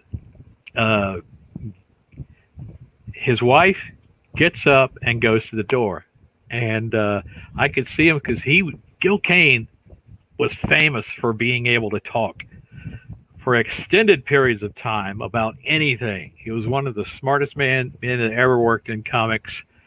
And after you were done talking to him, it was like going to a college lecture. Well, his wife had gotten up, like I said, Gary Groth had gotten up, and they were walking toward the door. They were going to go to a steakhouse in Dallas, and he was still talking to me. It wasn't good. He wasn't going to stop talking to me. Gary Groth comes over and he puts a hand on Gil Kane's shoulder. He says, your wife is ready to go? He said it like that. And he goes, oh, sorry. He said, well, he said, have a good time here, young man. And he gets up and leaves. And I'm still down there on my knees. I can't get up. I felt like the blood was gone from my knees. And Gary Groth looks at me and smirks. And I had to climb up on the chair to sit down and shake my legs around a little bit to get the blood flowing again. I don't know. Oh, and Harvey Picar. Oh, yeah. I met Harvey Picar, and he was just as Harvey Picar as they come. There was nothing fake about him at all. Nope. Oh, God. He was very Harvey. It was like watching Letterman, but you were there in person. Yeah, yeah. Who were the guys that were there? It was like Gil Kane and Gene Colan and a couple of other old guys. Talk about 94? 94. My biggest thing I remember from that one, well, you know what? Was it Richard Corbin was there? We talked to him a lot. Yeah. By the way, everyone, interlude. This is what Marvel Comics tried to destroy Dave Stevens over right here. The Rocketeers. Look at those guys. What a fucking bunch of dicks. They're nothing like little shitty villains. You Rocketeers, stay back. When it comes to handling novice superheroes, I don't need any help. Battle with the big man. Good to see you there, Jobber. Or I'll change. Just start calling you just Joe. I'll start calling you Joe now. We'll change your name here since it's not the same nickname you had at BTR. It's great to see you there, brother. He was Torpedo was a Daredevil villain. Yeah. And why he was a hero in this one, I don't remember because I hadn't read the comic in forever. So. Another guy found the costume. That's right. Started using it as a superhero. Yeah, okay. It's so long since I read that one, but yes, you're right. That is correct, sir. That is correct. Yeah, and anyway, it was pretty, Marvel, I didn't buy Marvel Premiere that much. Once in a while when it had Iron Fist on it maybe or something. Yeah. Well, my good friends, we've got through this one here. I've got to be up at 3 a.m. My head is about to explode. I probably have the COVID or something. I don't know. Well, let's hope. I probably caught that beer bug or something because I'm having a fucking headache. Get some COVID money. I just took some extra strength Tylenol. It's not supposed to give you a headache, is it? No, it's not supposed to. It's supposed to be the exact opposite of giving you a headache. Why do I have a goddamn headache then? Damn. Crappity damn crap damn. But, Well, if you want your headache to leave, take a leave. I'm not with my heart condition medicine I can't take a leave. I don't know why I used to take it. It's an old man talk now. That's the only thing I can take. A leave. I know. Old man stuff. I know I used to take it. So. I'm supposed to. I have to attempt to try to sleep for a few minutes before. Man, I really hate this goddamn crap. But 2 days in a row, 2 15-hour bullshits in a row. Why? I will be dead by Friday. Sleep in the Porta-John or something while you're there. I've dozed off at the post a few times a day. No question about that. Instead of coming all the way back home, just stay there. Yeah, I mean, it's a nice little shack that even I could fit in barely. I mean, it's not even as wide as my wingspan, but It's got a nice AC, thanks to me, since they had a lousy one. I had them change it. And by wingspan, you mean? I don't know what I mean anymore. Me? I didn't mean anything. We got like a minute left, don't we? Oh, we Well, got. no, I could run. I could go 4 hours if I want to. It's just, No, but I would. you need to go. And My I head can't is exploding. Well, it's good to know. Hello, I must be going. I cannot stay. I came to say I must be going. Like the right. I mean, the protesters should be okay. Yeah. That's right. Hey, RR just popped in. Yeah. That's the cure. Go to a protest. You'll be fine. CBD might help. If I knew what CBD was, it might. It's cannabis. Oh, it's the kind that doesn't get you high, which, who really has a use for that shit? If it's not going to get you high, screw 'em. Well, I've never been high, and I've never had any of that, so I don't know. But well, I'm willing. I have, and I'm thinking, it's a nice little buzz, but I'm not knocking it. It was illegal for a long time, so it wasn't a habit with me. I'm not knocking it. See, I never used to get headaches that much, and then I got jinked when my doctor's been, when I saw my doctor last time for my heart checkup and all that stuff, they asked, do you have head? I like when they ask you, do you having this symptom or that symptom? And I go, no, but now that you mention it, maybe. Yeah, you don't have the symptoms until they tell you what they are. Well, she wasn't even talking about. She wasn't even talking about COVID. She just said, "Do you, talk about heart attack symptoms and stuff?" And when she's asked shit like, have you been having headaches?" And I would go, "I've had them, but I mean, not if you mean like all the time or chronically. Have you had chest pains? They've happened, but I mean, not like getting all the time and stuff." Ever met Bill Sienkiewicz? Bill Sienkiewicz came to New Orleans once. Did you meet? He was a Wizard. He was at Wizard World, the first one I went to, and at Rob Liefeld, famous artist. I met Liefeld a few times, but I'm not bragging. I was at the table to say hi to my friend John Dell, who we both know for a long time, and down the table from him was Rob Liefeld, and he was pretending to draw. And I talked to John for a second, and I looked over there, and I'd already seen him, okay? And he had a line of people around behind the next table. And I figured, I'm an asshole, so let me do this. I said, "Oh, my God, it's Rob Liefeld." And he looked over at me like somebody had just threatened to kill him, and he slowly looked back to whatever it was he was pretending to draw. Bob Layton was cool. Yep. He was a good dude. Met him at Wizard. Not just Wizard. BSI Comics. Well, I met him at BSI. I was there with that was in the Death Watch thing. With Jim Lee was there, and a whole bunch of other people from Image were there, and Layton. But also many years later at Wizard, he was sitting next to Larry. Larry was right next to him at a table. Our friend Larry. So Michael Golden, he was at Wizard recently. That's some of the recent ones. We've met Van Sciver. Yep. Another one that wasn't at his table. And the girl who later I found out was he'd end up marrying her, said he should be back. Like, okay. I wanted to get him to draw something for me, but then I went and bought the Green Lantern Rebirth, I guess, trade paperback, and I just got him to autograph that. Didn't charge. He didn't charge for an autograph like some people. Neil Adams, $50. Which, I guess if you're Neil Adams, you can charge that kind of shit. But Ethan Van Sciver, and I saw him again just a few years ago at Wizard World again. He was late because he had been out in New Orleans the night before doing New Orleans stuff, which means he came in kind of hungover. On the Neil Adams thing, he has this, a couple different times I've seen him, whether it was Wizard or Pensacon or whatever. One thing that kind of just turned me off was I walked by his table. He's got all the prints spread out all over the table. And I look at him and go, this was a good piece until he fucking over-inked it or colored it wrong or something. A lot of them were horribly over-inked. Inked it himself. Haley, yes, indeed, RR. Yeah. But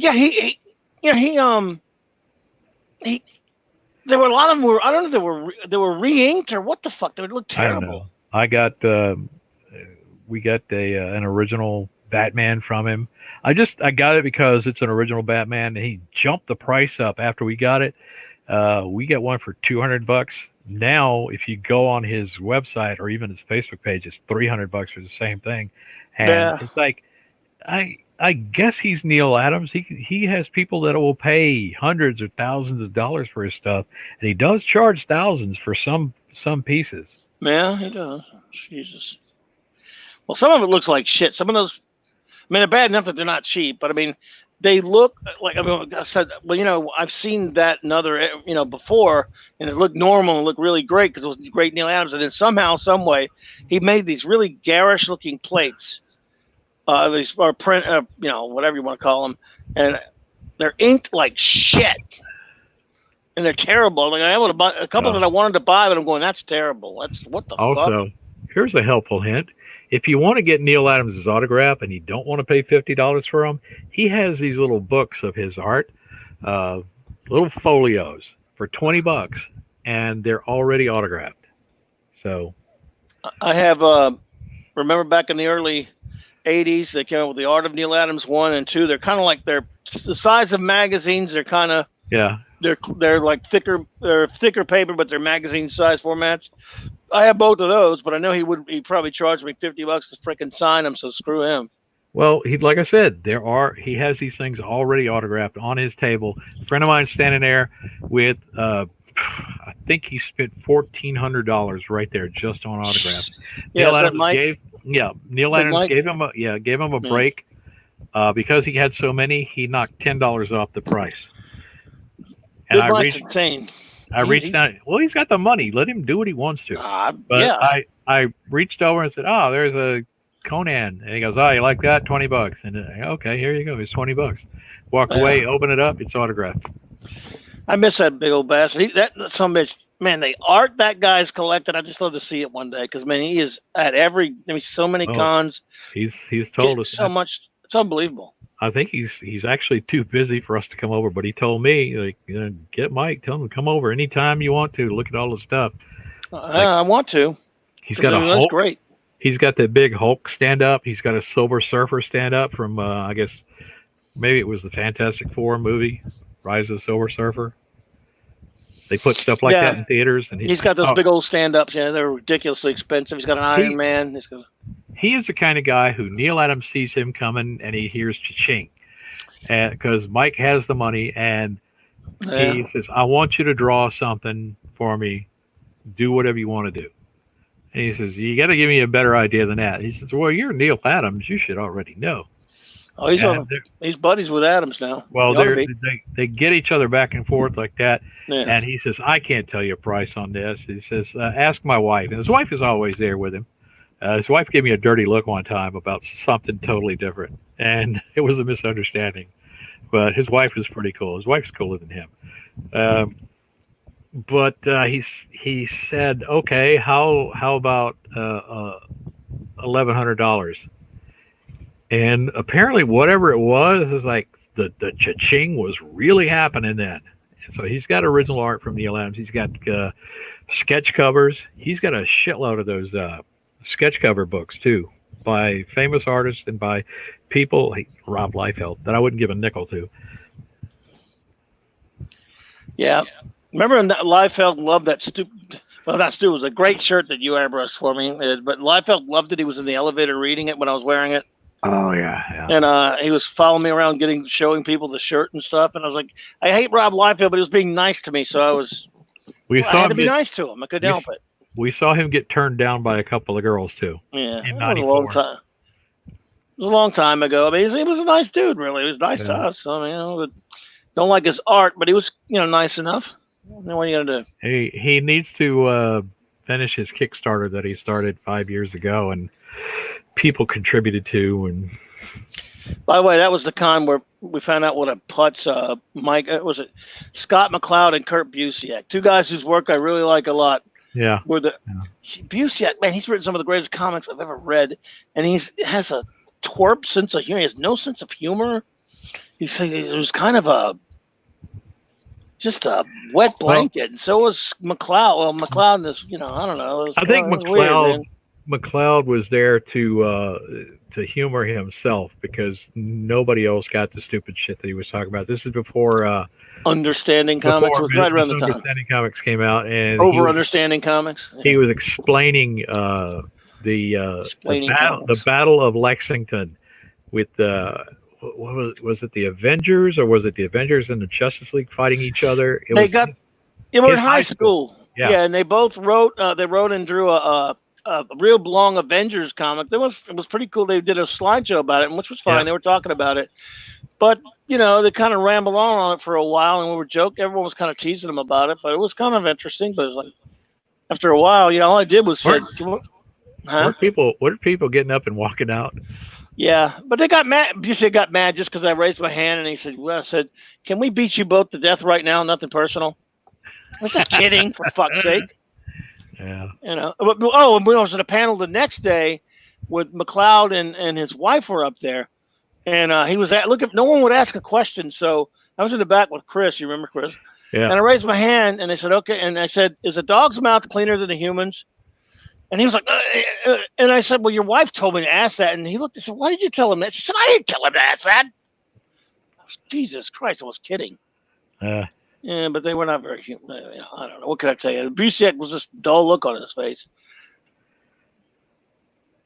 Let's see. Mark says, want to make Neil Adams happy before haggling? Bring him an ice cold can of Diet Coke. He's an addict for the soda. Oh, there you go. Good to know. Good to know. He did that. Mark C did that for him. I think Diet Coke tastes rancid, actually.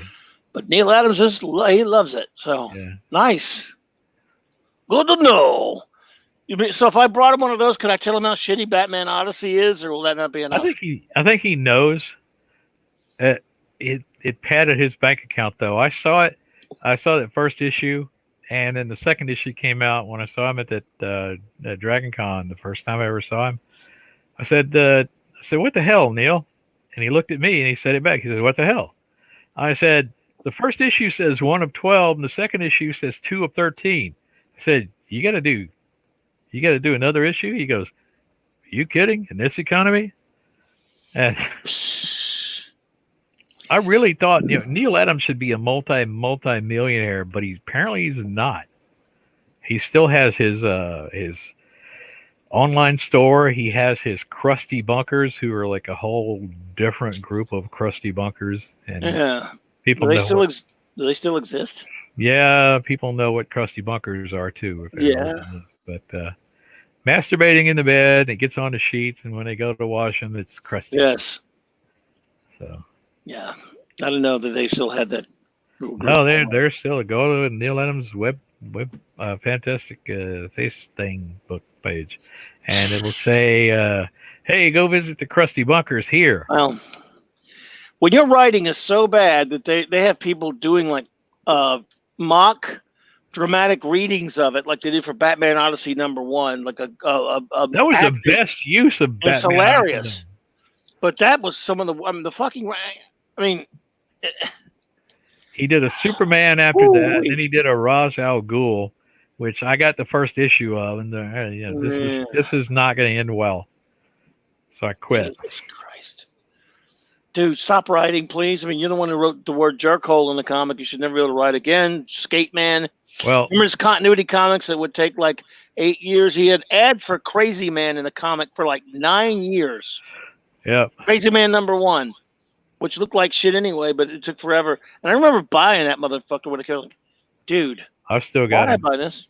I don't know. I don't know anybody. Crazy Man. Skate Man was good just for the cover. Yeah. So yeah, the continuity was terrible. Well, look, I remember how excited we were when he did Miss Mystic #1, which took forever. We ordered. I was at Mountland at the time. I over ordered like ridiculous on it. And we also ordered a lot of #2. There was like a year and a half between 1 and 2 or something like that. And then Langway used to get mad at me for calling it Miss Mystic Annual. Yeah, and that's what it was. DC claimed ownership because Neil Adams included her on the cover of Superman versus Muhammad Ali. Yes, he did. And then we found out later that Neil Adams didn't even own it. Well, he owned it, but he didn't even create it. It was Mike Netzer. That's right. Who was And, basically Neil Adams' clone. yep. Wasn't he Mike Nasser? Yeah, it was Mike Nasser. In the comic. Yeah. And then he went away to Israel for a while, and he came back, and he used his real name, Netzer. Pretty good Adams Ripper. Yep. He's one of the best. Yeah, even better than Buckler. Yep. Buckler's best Adam Rip was on the Superman versus Shazam tabloid edition. I try not to say Treasury because technically they weren't treasuries for DC, even though it was the size of a treasury. Yeah. It was more of a staple back, though. It wasn't a glue back or a glue spine. Yeah, it was a big one. If I remember right. And I often don't. Well, 14-footer. My friends, I've never been otherwise. This madness is yours. Jorel, be reasonable. Sorry. Well, those of you friends who have popped in, I want to thank you and appreciate it. We're gonna I'm probably not going to survive the next couple of days, but I say that every time I pull a 2-day or straight or so. But I'm going to have to go and pretend to sleep, and it'll end up. I got to be up at 3, so I'll probably get about 3 or 4 minutes of sleep before that. But I got to at least pretend and not force myself. And I don't know why I have a tension headache because I can't even pay attention. At least it's not going to be 90 degrees when you leave for work. Yeah, but it'll be 90 degrees when I get there. It won't be cool, really nice and cool like it was today with all the rain and stuff. I'll probably get burned up tomorrow. Probably shitty ass sun crap tomorrow. They I think they care about you there. They'll probably send out a naked masseuse and you'll have a good time. Oh, look at it. Maybe it'll be raining. Well, it rains all day tomorrow. Yeah, it probably will. I need that rain, man. And that's how you tell. That's how you can tell how old we are. We're talking about the weather and fantasizing about girls massaging us in the shack. But we did talk about comics and other geekness. For not having a topic, we topicked it in the way. Again, everyone who is here, the illustrious and the absolutely fabulous Mark Cisa will be joining me 8 p.m. Central Time. Saturday night, and we will be talking about, well, comics and all kind of other cool stuff. But of course, it'll be comics, and we have topics lined up for that one. And it has been quite some time since we have been able to have a good old chin wag, and we will be doing that. And I want to thank everyone for being here. Thank you for not being here. And if you're not, you almost had me say it. Our great buddy Charlie, our great buddy Mark C, of course, RR. Thank you for popping in. Of course, Jobber, who is now just Joe, but I know you so much as Jobber there, bro. It's your old nickname, but I'll try to get used to saying Joe. Thank you all. I would thank Minimus, but is he really worth the thanking? I do not know. No, I don't think so. Well,